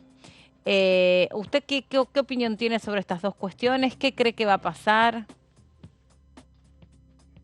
Mire, nosotros hemos tenido distintas reuniones en el bloque porque nosotros entendemos y dimensionamos que el mensaje de la sociedad es un mensaje de cambio, que se hace necesario transformar el proceso en el que está la Argentina, los índices de pobreza, el proceso inflacionario, nos da un contexto que pone, digamos, a todos los que tenemos responsabilidades políticas en un escenario de alta responsabilidad. Pero también somos muy conscientes de que esa necesidad de cambio se tiene que generar en un espíritu respetuoso de todas las instituciones, respetuoso del respeto al funcionamiento de los poderes, y en ese sentido nuestro espíritu es colaborar en el marco de un diálogo y una concertación. Nosotros creemos que, como ha dicho la mayoría o distintos sectores, creemos que sin duda, por ejemplo, el llamado a extraordinaria tiene algunos temas de importancia y la convocatoria a la conformación de las comisiones bicameral para el abordaje del DNI, nosotros como bloque hemos hecho un pedido, apenas el presidente ha anunciado el decreto, que se constituyan de manera urgente, estábamos esperando que se dé inicio al ingreso de manera formal del DNU, más allá del conocimiento público. Estamos teniendo reuniones con primero nuestros gobernadores, después con distintos sectores, para ir generando una reflexión sobre los temas que aborda el DNU. Somos muy conscientes de la importancia de los temas, o sea, no solo de la transformación que está proponiendo, sino también de los derechos que toca, ¿no? Hola, diputada, ¿qué tal? Sebastián Aguilar la saluda, ¿cómo anda? Buenas tardes. ¿Qué tal? Buenas tardes. Diputada, esos temas específicos que toca el contenido, ¿no?, del DNU, digamos, responde al programa liberal clásico, ¿no?, de achicamiento fuerte, nítido del Estado y de regulaciones masivas en numerosas áreas, ¿no?, donde pasa a imperar las normas del libre mercado. Esto, si uno repasa un poco la tradición y, digamos, los principios y valores históricos del radicalismo, hay una diferencia. Quería saber usted con cuáles aspectos del DNU está de acuerdo y con cuáles quizás mantiene diferencias. Nosotros sí, como vos decís, nosotros creemos primero, somos un partido que cree que la democracia, nosotros sentimos que Raúl Alfonsín es el padre de la democracia y somos muy respetuosos de las instituciones y siempre hemos tenido un espíritu de garantizar la gobernabilidad. Lo que también sentimos es que el apoyo electoral no ha sido un cheque en blanco. O sea, eso somos muy conscientes y que la situación en la que está la Argentina necesita de un diálogo responsable de todos los sectores y de toda la clase política. Nosotros somos de la fuerza política y en particular yo soy de la Unión Cívica Radical de una provincia como Jujuy que cree no en un Estado ausente, pero no solo no ausente para que la gobiernen las organizaciones sociales con un Estado paralelo, sino que creemos en un Estado que esté presente, pero también para regular la vida de la gente y garantizar los derechos de las personas. O sea, creemos en un Estado presente para todos los sectores. Y esa es una línea no solo principista, sino que es una línea ideológica que nosotros hemos venido a recuperar en la provincia. Nosotros hemos llegado a una provincia sin posibilidad de crecimiento, con mucha violencia en la calle, pero hemos generado un proceso desde la reflexión y la toma de conciencia que habíamos llegado a una situación límite. Pero creemos en el Estado presente, y más en una situación que se hace una invitación a no desproteger a los sectores más vulnerables.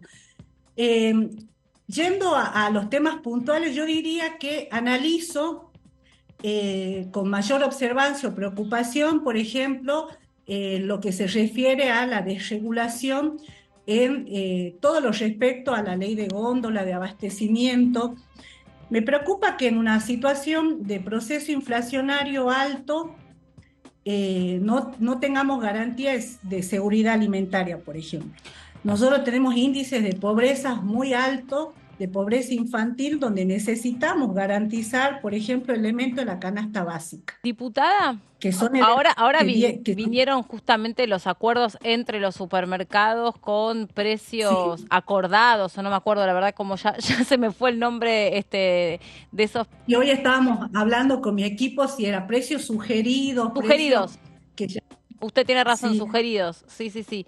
Mire, y ayer yo estuve en un supermercado de cadena, que fui a hacer esa comprita así del día, y ya me encontré con unos carteles, no sé si los vieron ustedes, que no sé si en Jujuy también están, unos carteles que dicen que había sido, señor consumidor, disculpe, pero hemos retirado de las góndolas los productos de tal y tal, porque nos presentaron precios desmedidos y firma el supermercado. Entonces, cuando vos esto era concretamente productos de servilletas, papel higiénico, rollo de cocina, todos estos productos que en realidad son todos de una empresa que es de origen chilena, se llama Softis. Que hace las principales marcas de todo lo que es esos productos de higiene personal. ¿Usted lo vio en Jujuy eso? No lo vi en la provincia, pero lo que vos decís es una de las situaciones que preocupa, que pareciera que el DNU ha regulado y ha cambiado la regla del juego y se van a ir presentando medidas que van a complementar, porque justamente ayer tomamos conocimiento de los precios sugeridos. Para la toma de decisión necesitamos tener, si esa va a ser la dinámica, porque una de las preocupaciones analizando en ese aspecto el DNU era ¿qué hacemos con un país con una alta tasa de pobreza, con un país donde si hay algo que necesitamos garantizar es la seguridad alimentaria de nuestra población? Si una de las medidas es la ley de abastecimiento, los productos de la canasta básica, ¿cuáles son las medidas que se van a tomar para dar garantía de esos procesos? También, de alguna manera, se hace necesario pensar complemento, no hay medidas de protección al salario, ¿no? De los trabajadores y las trabajadoras, además de que algunos aspectos claramente, tocan los derechos de los trabajadores. Entonces, creo que necesitamos fortalecer la reflexión, que la situación nos amerita tener espacios de diálogo y concertación, y nosotros vamos a hacer una fuerza política que vamos a invitar esa construcción de acuerdos. La construcción de acuerdos significa un marco de respeto, a la institucionalidad, pero también a la dimensión de la responsabilidad que cada uno tenemos. Así que sin duda nosotros tenemos ese espíritu, hemos expresado que como siempre vamos a tener la actitud de trabajo permanente, de diálogo, pero también de tener claramente la conciencia de las definiciones que se van tomando, ¿no? Claro, claro. Y le quería preguntar también otra cosa que en su provincia dio bastante que hablar, que fue los operativos cuando hubo distintas protestas durante el verano, mayormente, y ahora, ¿con qué ojos miraba el protocolo antimovilización o anticorte de transporte de la ministra de Seguridad, Patricia Bullrich? Mire, nosotros hemos vivido, digamos, lo primero que nosotros tenemos que decir es que las acciones que se han tomado en la provincia de Jujuy, inclusive nosotros hemos vivido un debate fuerte en el marco de la reforma de la Constitución, no ponen en duda la garantía del derecho a la protesta. Digamos, nosotros vivimos en una provincia donde permanentemente se realizan marchas. Veníamos de una tradición de una provincia donde las marchas eran una expresión política, una reivindicación, una gestión de derechos. Lo que empezamos a tener es la transformación de las medidas de protestas a acciones que imposibilitan el acceso, el cumplimiento y la garantía de derechos a otros sectores, que ahí está el límite. Nosotros tenemos una ciudad chiquita, porque Jujuy es una provincia que la ciudad San Salvador es chiquita, que está rodeada de puentes, y teníamos una permanente toma de los puentes como una expresión de la protesta. Y al ingreso de los hospitales cabecera estaban dados por esos puentes. Digamos decir que una ambulancia ingrese del ramal o de la Puna al hospital cabecera tenía que pasar, y eso significaba la negociación en el medio de una acción para que pase la ambulancia. A veces significó que abran la ambulancia, revisen la ambulancia. Tenemos una provincia que tiene una ruta que recorre toda la provincia, tanto la ruta 34, que es conexión con otras provincias, pero la ruta 9, que es una ruta que comunica y que es un nexo comunicante productivo, un nexo comunicante social y de garantía de derechos de la gente del interior.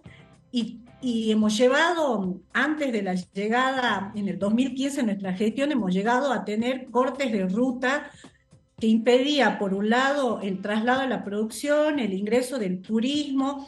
La falta de reactivación económica tenía que ver con esa imposibilidad que nos había dejado, digamos, esa, si se quiere, naturalización de que la protesta solo se da cuando afecta los derechos a terceros. Y nosotros creemos que la protesta se debe garantizar, pero que no tiene que afectar derechos a otros sectores de la sociedad. Y en ese sentido, bueno, hemos ido generando y poniendo en debate culturalmente, socialmente y Diputada, políticamente, perdón, yo le interrumpo la un toma minuto, de medidas. porque quedó congelada su imagen, no su voz. Pero bueno, por ahí podemos sacar la imagen de la diputada hasta que se pueda. Ahí está, porque tampoco había quedado en una pose, no había quedado en una pose muy favorecedora, entonces la estoy cuidando, diputada. Ahí sí la escuchamos. Se nos cortó justo, no, hay que cuidar también el aspecto artístico. Estamos con la nostalgia de los Zoom, ¿recordás los Zoom, la época que no quedaba otra? Y sí, pero al mismo tiempo nos ha permitido a lo largo de todo este tiempo charlar con... Aparte, el Zoom. No, pero aparte de hablar con diputados y con diputadas, con representantes de distintos sectores, estando en todas partes de la Argentina, la verdad que es fantástico. Es más, hemos recorrido en este programa rutas, paisajes. Sí, bueno, ¿te acuerdas que había algunos diputados que se ponían el paisaje de fondo? Obvio, el diputado Zapata, sin ir más lejos. El diputado Zapata se ponía el paisaje de siempre fondo. Y una época difícil, que fue la pandemia, donde los diputados o estaban acá o estaban en la casa porque no se podía transitar. Así que también hemos visto mascotas. Hemos visto todas las residencias. Niños también. O también se podían trasladar, pero no había nadie. Bibliotecas, hemos visto. Bibliotecas, veíamos cuáles eran los libros de cabecera de cada uno de los diputados. Sí.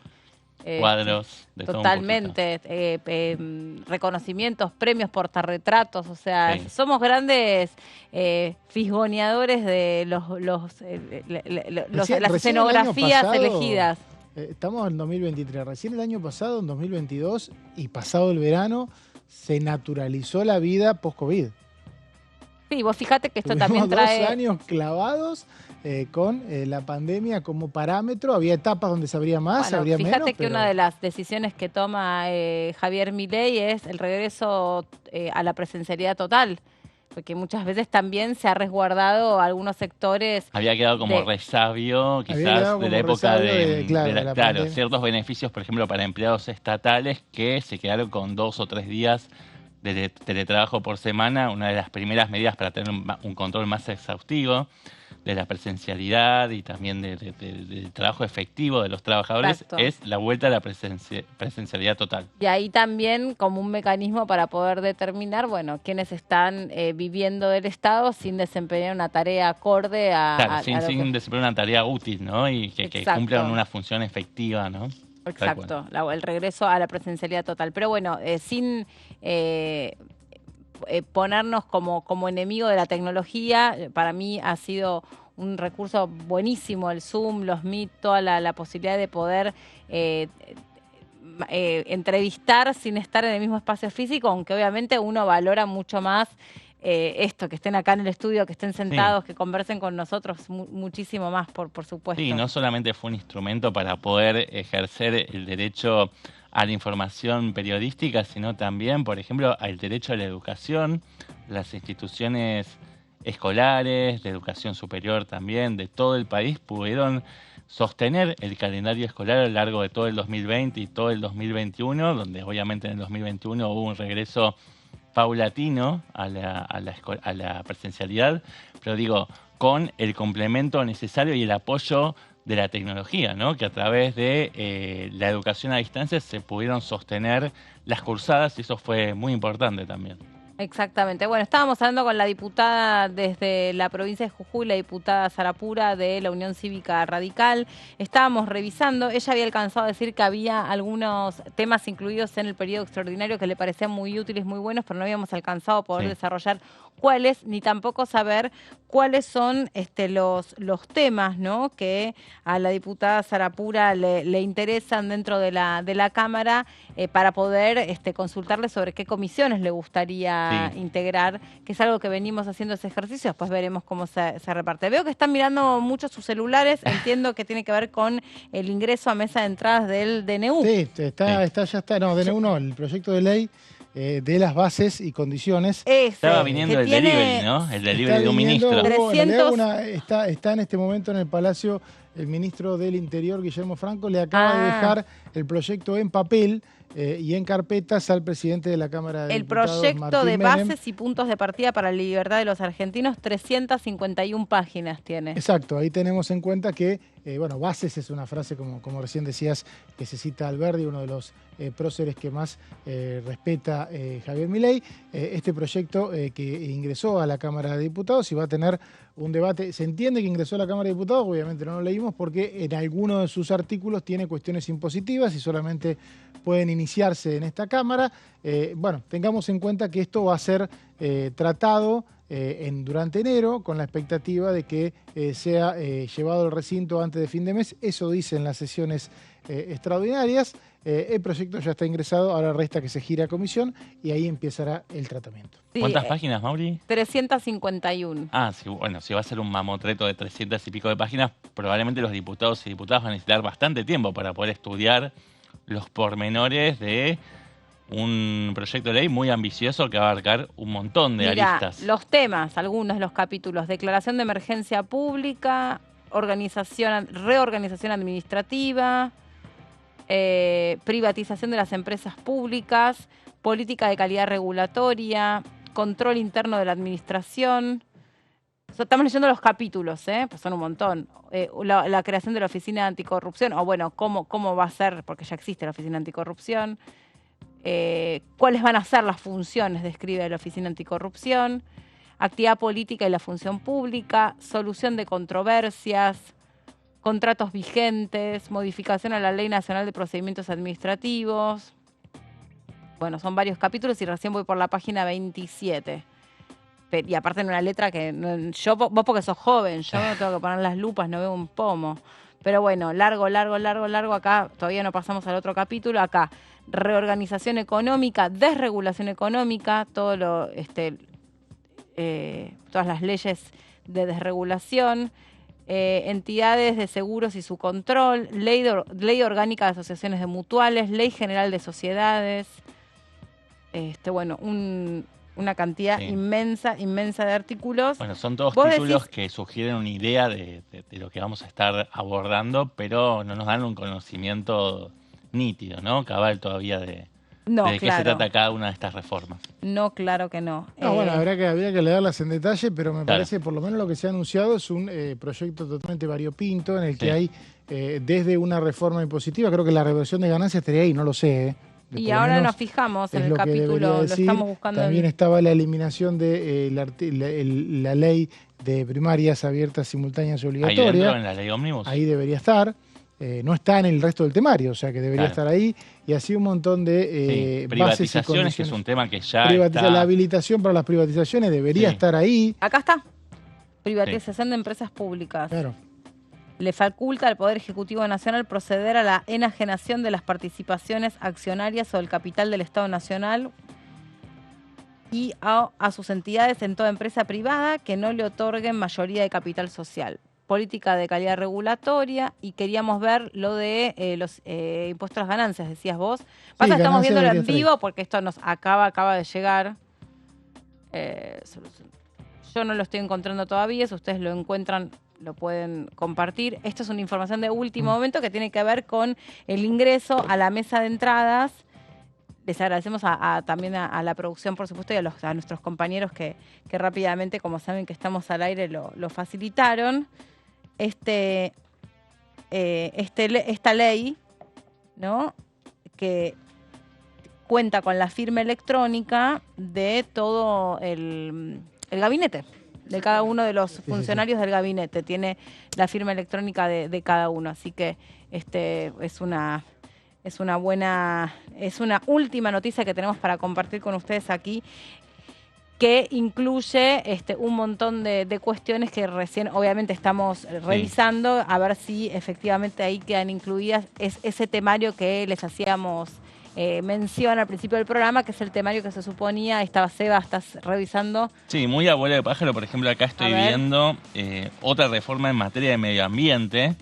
Se va a permitir, por ejemplo, se van a sugerir cambios en la ley de quema, permitiendo a los productores realizar cortafuegos y acciones preventivas hoy vedadas por la legislación, es decir, que la ley del manejo del fuego. Claro, exactamente. Se le otorgan mayores atribuciones a los productores para poder realizar tratamientos en sus unidades productivas, ¿no? Claro, sí, que hasta aquí, obviamente, cuando una tierra había resultado prendida a fuego, no se podía cambiar lo que habitualmente ahí se producía. Está acá con nosotros el diputado Pablo Servi de la provincia de Neuquén para poder conversar sobre esto que recién acabamos de notificarnos. ¿Cómo le va, diputado? ¿Cómo anda? ¿Qué tal? Buenas tardes. Bienvenido. Gracias por el espacio. Lo trajimos al calor, al calor porteño. ¿Cómo estaba afuera la situación? ¿La marcha ya estaba desactivada? ¿Con qué se encontró? Por lo menos acá no se vio tanta actividad cerca del Congreso. Evidentemente vimos gente que volvía hace un rato caminando, saliendo de la marcha, pero no alcancé a ver la zona de concentración, que es tribunales, ¿no? Sí, pero parece que funcionó este protocolo para que no se corte el tránsito, ¿no? Por lo que sé, sí, hubo alguna cuestión, algún disturbio, pero evidentemente se pudo poner en marcha, y creo que es bueno que se empiecen a respetar. No tanto está el derecho a reclamar como también el derecho a circular de aquellos que van a poder circular. Así que creo que en la medida que se pueda ir entendiendo este tipo de cosas es importante para que podamos convivir todos, ¿no? Sí. Diputado, empieza un nuevo gobierno y uno de los temas que se habló durante la campaña es el tema vaca muerta y el gasoducto, y si el gasoducto tenía que seguir siendo público, si debería que licitar de otra manera la construcción. ¿Qué opinión tiene? ¿Qué pudo hablar usted por ahí con alguien del gobierno, con alguien cercano a la Libertad Avanza? ¿Qué información tiene, no? En principio, lo que es público, de que se separarían lo que es las obras que no están en marcha todavía. Y sí, una de las cosas que preocupa es la reversión del gasoducto norte, ¿no? Que creo que sería muy importante para abastecer a las provincias del norte, mucho del gas que se traía de Bolivia, que hoy Bolivia está teniendo serios problemas para abastecer con las cantidades de gas que venía proveyendo, así que entiendo que es una de las obras que en este caso se debería hacer y por Córdoba, ¿no? bastante rápido. Básicamente es cambiar la dirección del claro. gasoducto que está hacia el norte, creo que va por la provincia del Litoral, pero no quiero contradecir de vuelta, ya tuvimos alguna vez. Ay, sí, lo de Saliqueló. ¿Cómo le quedó eso? Pero bueno, teníamos razón los dos a media, digamos, pero más que por el lado de las distancias. Se cambia la dirección para poder llevar gas nuestro y no necesariamente traer. Claro, básicamente se invierte el sentido del bombeo, de alguna manera, de la presurización, pero también hay que cambiarle los diámetros. Normalmente se viene de diámetro mayor a menor por una cuestión de pérdida de presión y distancias, y en este caso, en muchos casos hay que hacer loops, que son como rulos.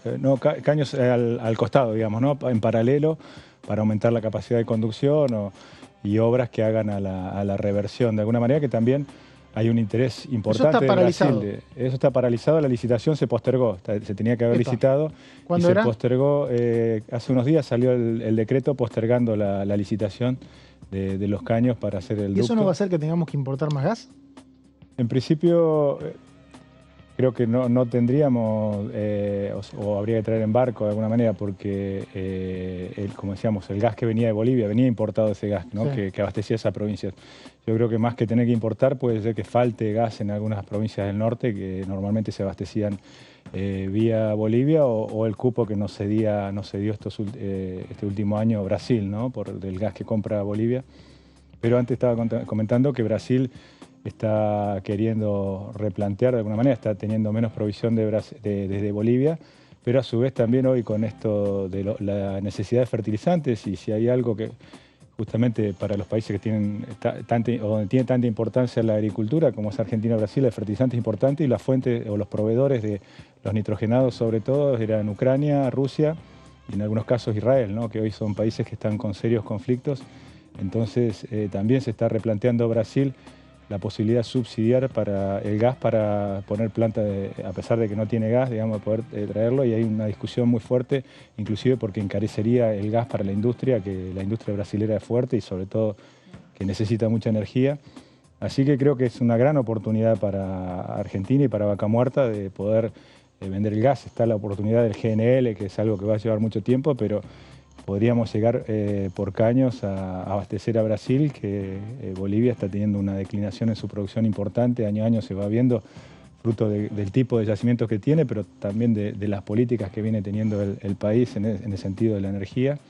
Así que creo que es una de las grandes oportunidades, y creo que este gasoducto sería importante que se haga, independientemente de que después dar la discusión si pueden ser privados o no, en la medida que sea rentable o que sea negocio, inclusive otro tipo de actores públicos, como podrían ser las provincias también, que intervengan en este tipo de construcciones, pero creo que sí el gasoducto o la reversión del gasoducto norte sería una obra necesaria rápidamente.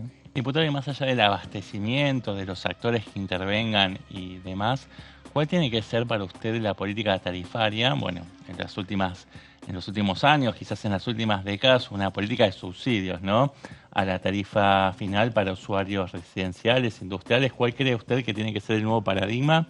Si tiene que haber un sinceramiento total, ¿no?, del costo de producción de la energía, y que se hagan cargo aquellos que consumen esa energía, que somos todos nosotros, o tiene que seguir habiendo una política de subsidio directo. Yo creo que en algunos casos se va a necesitar subsidio hasta que la actividad económica comience a funcionar, se puede generar empleo de calidad, pero en todo caso el subsidio debería ser a la demanda y no a la oferta, como en muchos casos ahora, que independientemente del poder adquisitivo de quien esté o quien sea, lo reciben el subsidio igual, ¿no? Entonces creo que deberíamos ir a una política de subsidios, en el caso de necesitarlos, a la demanda. Y de alguna manera hay que ir llevando a un blanqueo del precio, que de hecho en Vaca Muerta hoy están pagando $3,50 el millón de BTU a la salida del yacimiento de alguna manera. y en la medida que se pueda garantizar ese precio y que sea un precio del dólar real, digamos, no un dólar por ahí de alguna manera trazado como estaba, creo que sería importante también teniendo en cuenta que somos un país productor y que el recurso lo tenemos, ¿no? Entonces, quizás, no sé si trasladar sobre todo en el gas, ¿no? Que tiene una componente, el petróleo es mucho más dinámico, más transparente en el sentido de trasladar los costos, ¿no? El gas tiene una diferencia de costo en función de dónde esté radicado por la dificultad que hay para trasladarlo. Así que básicamente entiendo que en la medida que haya una política de previsibilidad, de que se pueda exportar también en firme, ¿no? Como está el caso que se había hecho en algún momento con Chile, eso va a fomentar que haya más producción y eso también de alguna manera puede bajar el costo. ¿Qué opinión tienen sobre las discusiones que se podrían dar en extraordinarias sobre la boleta única de papel y sobre la eliminación de las PASO? En principio, boleta única de papel, una discusión que ya en la Cámara de Diputados dimos. De hecho, el proyecto que se trataría es el que tiene media sanción de diputados y creo que es interesante, sobre todo para que funcione mejor la democracia y bajar los costos que tiene una elección, ¿no? Uno ve las cantidades, a mí me ha tocado ser jefe de campaña en 3 elecciones y la verdad que la cantidad de boletas es casi dos padrones y medio de los que se mueve en una elección, ¿no? Y con el costo que tiene. Pero además también hace que aquel que no tiene una estructura, o sea, beneficia generalmente el oficialismo o aquellos que tienen estructura grande a la hora de hacer una elección y complica aquel que no tiene tanta estructura de fiscalización o de logística. Así que entiendo que la boleta única, inclusive por ahí puede haber otros sistemas también que puedan perfeccionar el sistema de elección, puede ser una alternativa de dar transparencia y de alguna manera dar igualdad de oportunidades a las distintas fuerzas, así como también bajar el costo de las elecciones. El tema de las PASO, en su momento fue una solución, o de alguna manera una posible solución al esquema de alianzas que está habiendo, ¿no? Y de esquemas bipartidistas que teníamos, el peronismo y el radicalismo, pasamos a esquemas de 2 alianzas. Es una alternativa para poder dirimir las candidaturas dentro de los espacios. Pero creo que viendo la experiencia, inclusive dentro de Juntos por el Cambio ahora último, creo que es mejor un proceso interno, desde mi punto de vista, ¿no? Un proceso interno entre los partidos o de las alianzas y después se vaya a una elección general y sobre todo con el costo que tiene y cómo terminó condicionando en estas 2 últimas elecciones el resultado de las PASOs al resultado de las generales, ¿no? ¿En qué sentido usted interpreta que las condiciona? Y en el caso en el 2019 ya el resultado de las PASO se transformaba en irremontable para el candidato del espacio nuestro. Muy duro muy duro, porque en general el electorado mira como quién es el que de alguna manera como quién gana las PASO o lo pone ya en una posición mejor aquel que esté mejor posicionado, valga la redundancia en las PASO. Claro. Y además también son procesos caros que llevan una logística importante, entiendo que también cansa al electorado, ¿no? Tanto sí, de eso se está hablando mucho, sobre todo, bueno, usted que fue jefe de campaña, pero también mismo yo escuchaba especialistas en ciencia política que existe algo que se llama hartazgo electoralista o hartazgo vinculado a las instancias de participación. Nosotros hemos tenido un calendario electoral muy largo, de febrero a noviembre, todo el tiempo yendo a las urnas. Bueno, según la provincia, pero... Sí, en el caso nuestro, Neuquén, fueron en abril las elecciones y después hubo procesos municipales entre medio y la verdad que la gente termina yendo 4 o 5 veces a las urnas y realmente cansa y con un costo alto también, ¿no? Y de alguna manera también, en el caso de las elecciones provinciales, una transición de 8 meses hasta que se asume es larga, ¿no? Y genera cuestiones de que entre medio no hay conducción o termina siendo una cosa mixta que realmente complica una transición. ¿Usted estaría de acuerdo, porque esto se discutió una vez y las provincias no quisieron saber nada, con unificar la fecha de elecciones de todas las provincias? Porque la autonomía impide eso, debería haber un acuerdo. Pero pasa eso también, de que uno tiene todo el año las elecciones nacionales, que son en 3 pasos, y a su vez tiene las elecciones de cada provincia, y en las provincias tiene 5 o 6 veces para ir a las urnas. ¿Usted unificaría las elecciones de las provincias? Y si no, creo que sería sano unificarlas, y si no, que haya participación de la oposición en la decisión, ¿no? Que no sea una herramienta del oficialismo, también de la forma de inducir en las elecciones. Porque un poco también uno en esto de estar en en las campañas escucha cuestiones como que se le esquiva a votar en invierno, ¿no? Es como que ya sea en otoño, previo a que caigan las hojas de los árboles, hay una cuestión del ánimo de la población y llegar a la elección con la primavera también cambia el estado de ánimo del electorado. Entonces hay varios factores que también se ponen de alguna manera en la balanza, pero básicamente en las elecciones provinciales creo que es importante respetar el federalismo y la independencia de las provincias, pero creo que tendría que ser un proceso que se consensúe con la oposición, ¿no? De alguna manera no sea una ventaja electoral o que pueda ser usado discrecionalmente por el oficialismo de turno, sino que sea un acuerdo de alguna manera entre aquellos que van a participar para llegar a una fecha acordada, ¿no? Diputado, ¿qué puede esperarse del debate de un tema muy manoseado, que es el del impuesto a las ganancias? ¿Y cuál va a ser la posición que va a adoptar la Unión Cívica Radical al respecto? En principio todavía no hemos visto el proyecto, por eso recién acaba de entrar el proyecto, estábamos hojeándolo muy rápidamente antes de venir aquí. Tenemos que ver qué dice o cómo está planteado. Pero de alguna manera, cuando nosotros pusimos nuestro reparo, ¿no? De que se planteaba un beneficio con fines electoralistas sin ver de qué manera se iba a cubrir esa merma de recursos de alguna manera para las provincias, pues tampoco no se ve que nadie esté dispuesto a hacer ajuste o a bajar los gastos. Entonces lo planteamos en su momento y de hecho nosotros nos abstuvimos en esa votación e inclusive quien es hoy presidente de la Nación votó a favor de la rebaja de ganancias, ¿no? Creo que es una discusión que habrá que dar y de alguna manera también justificar y que se entienda o que lo puedan explicar a la población que hay que hacer este esfuerzo, si es que hubiera que hacerlo. Creo que es parte de lo que habrá que discutir en el recinto para después poder tomar en las comisiones y la previa, una vez que tengamos el proyecto, para después ver en el recinto qué decisión se toma. ¿No puede haber una alternativa para que las provincias se financien sin tener que, digamos, transferir la carga a los trabajadores que perderían este beneficio? Yo creo que podría haber alternativas. El tema que en la medida que no haya baja del gasto público se implicaría sacar de otro lado.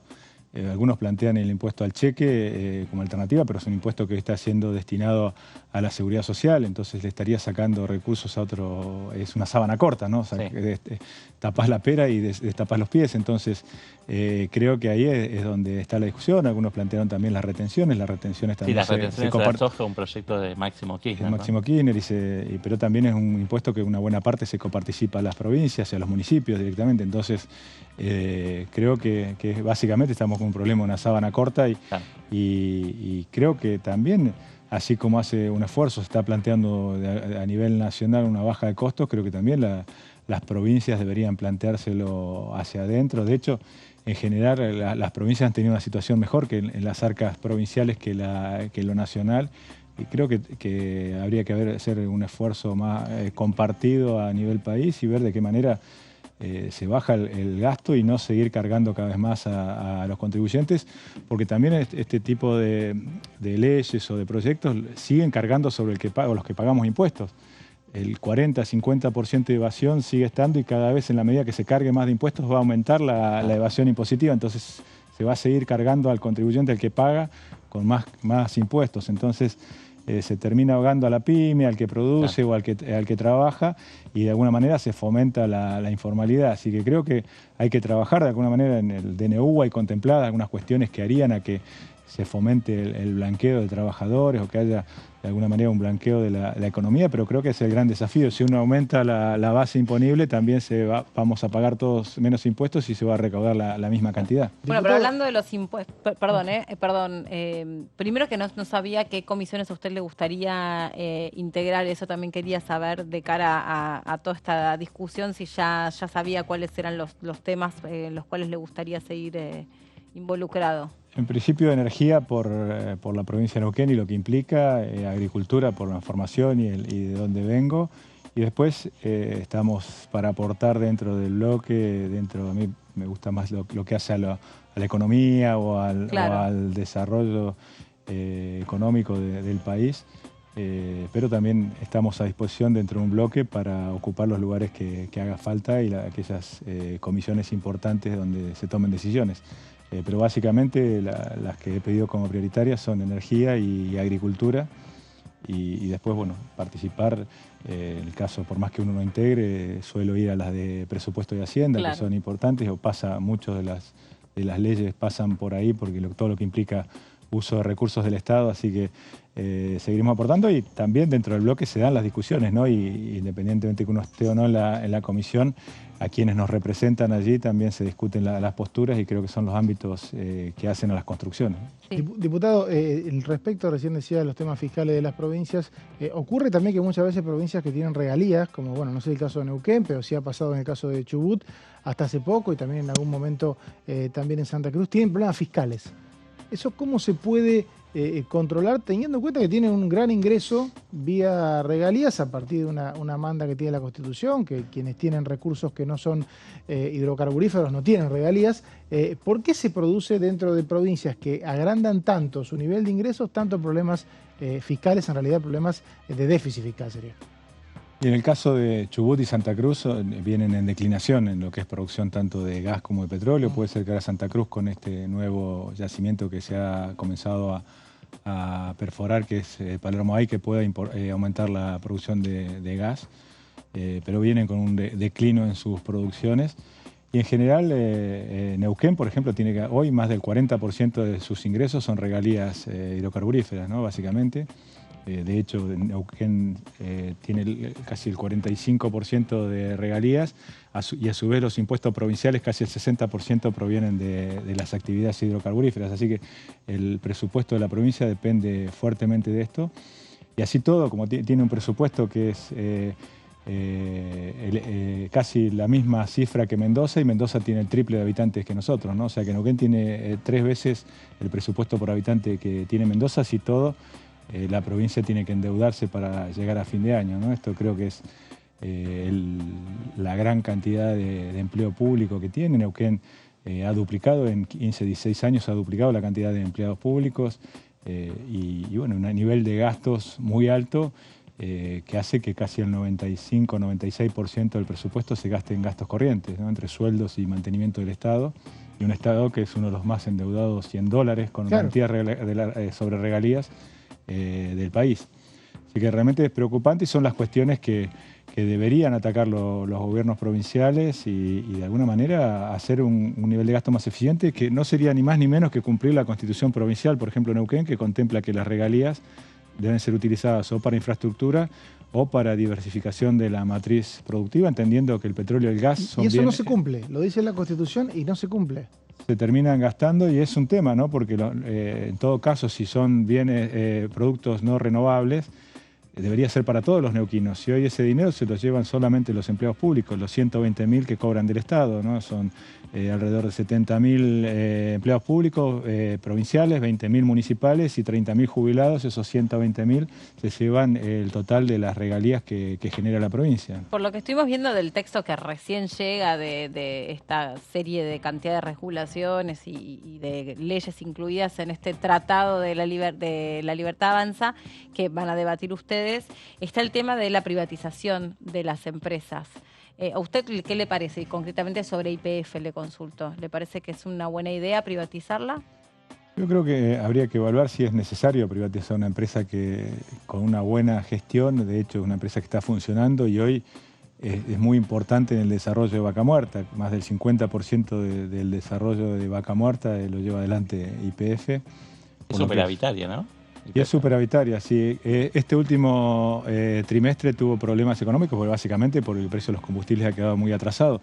Pero se prevé que YPF en los próximos 2 años dé alrededor de 9.000 millones de dólares de utilidades, ¿no? Y si estamos hablando que una evaluación hoy sería de 6.000 millones, aumentó, ¿Usted cree, ¿no? que aún así hay que privatizarla? No, yo creo que hoy, como están dadas las condiciones, es una empresa de más. Si uno mira, salvo Estados Unidos, que no está dentro de la OPEP, pero los países que están dentro de la OPEP, los que están en los acuerdos de producción de petróleo, todos tienen su empresa estatal, que es como su empresa de bandera, es la que lleva adelante la política de alguna manera, ¿no? Creo que no está bien usar a YPF para contener precios, de alguna manera tiene que haber una política de precios para todo y que se desarrolle así como YPF, porque además YPF es una empresa privada con el 51% del Estado nacional, no es que sea una empresa estatal, de hecho cotiza en bolsa y cotiza en Nueva York. Entonces yo creo que lo que hay que buscar es ir reglas de juego claras, que pueda haber una iniciativa privada, que puedan venir inversiones, porque los montos de inversión que necesitamos para desarrollar Vaca Muerta es muy difícil que sean llevados adelante por empresas nacionales. Y creo que a la par del desarrollo que pueda tener YPF, poder dejar entrar a otros jugadores y que lo lleven adelante, creo que sería una forma posible de hacerlo. Porque también en esta simplificación y en esta idea de que la gente vota todo un paquete cerrado, esto de privatizar, si hay otras empresas que son deficitarias y fuertemente dentro del Estado, pero creo que tampoco hay que terminar, ya lo vivimos, esto de que sea negocio para amigos del poder, claro. la privatización o la venta del paquete accionario. Creo que no debemos apurarnos en eso y esperar un poco, ver cómo se acomoda y de alguna manera dar esa discusión cuando esté un poquito, baje la espuma un poco, ¿no? ¿Y Diputado, estamos terminando, le agradecemos mucho este contacto y que haya llegado hasta aquí, hasta los estudios, para poder charlar sobre estas cuestiones, pero queda pendiente ahí la pregunta que le hacía nuestro compañero Seba para otro momento. Muchas gracias y obviamente desde la pantalla de TV vamos a estar acompañando este año tan especial. Bueno, muchísimas gracias por el espacio y a disposición cuando lo requieren. Compartimos sobre el final un tuit del presidente de la Cámara de Diputados, Martín Menem, que pone en su perfil personal la foto precisamente del ministro del Interior, Guillermo Franco, entregándole la ley de bases y puntos de partida de la libertad. Ahí está, dice, recibí del ministro del Interior y, pero lo voy a leer de acá porque de ahí no lo veo. Y lo que tanto estábamos esperando, ley de bases y puntos de partida para la libertad de los argentinos, manos a la obra. Y esta foto del ministro del Interior entregando, no solamente simbólicamente, sino también concretamente esa ley. Sí, es un proyecto de ley que tiene muchas iniciativas, digamos, muchos textos dentro del mismo proyecto de ley diferentes, por eso se llama ley ómnibus, por ejemplo, elimina las primarias abiertas, simultáneas y obligatorias, se refiere también a reformas impositivas, también por lo que se está conociendo permitiría votar a diputados de forma uninominal, o sea, hay varias reformas políticas dentro de ese proyecto, también se habilitaría la privatización de las empresas públicas, bueno, muchas medidas que se van a debatir en este único proyecto de ley. Nosotros llegamos al final, gracias Eva, gracias también Mauri, pero por supuesto esta información y todo lo que esté pasando aquí en la Cámara de Diputados se la van a enterar si se quedan aquí en la pantalla de DTV. Ya llega el análisis y nosotros nos reencontramos mañana, como todas las tardes, a las 2 en la segunda edición. Chau.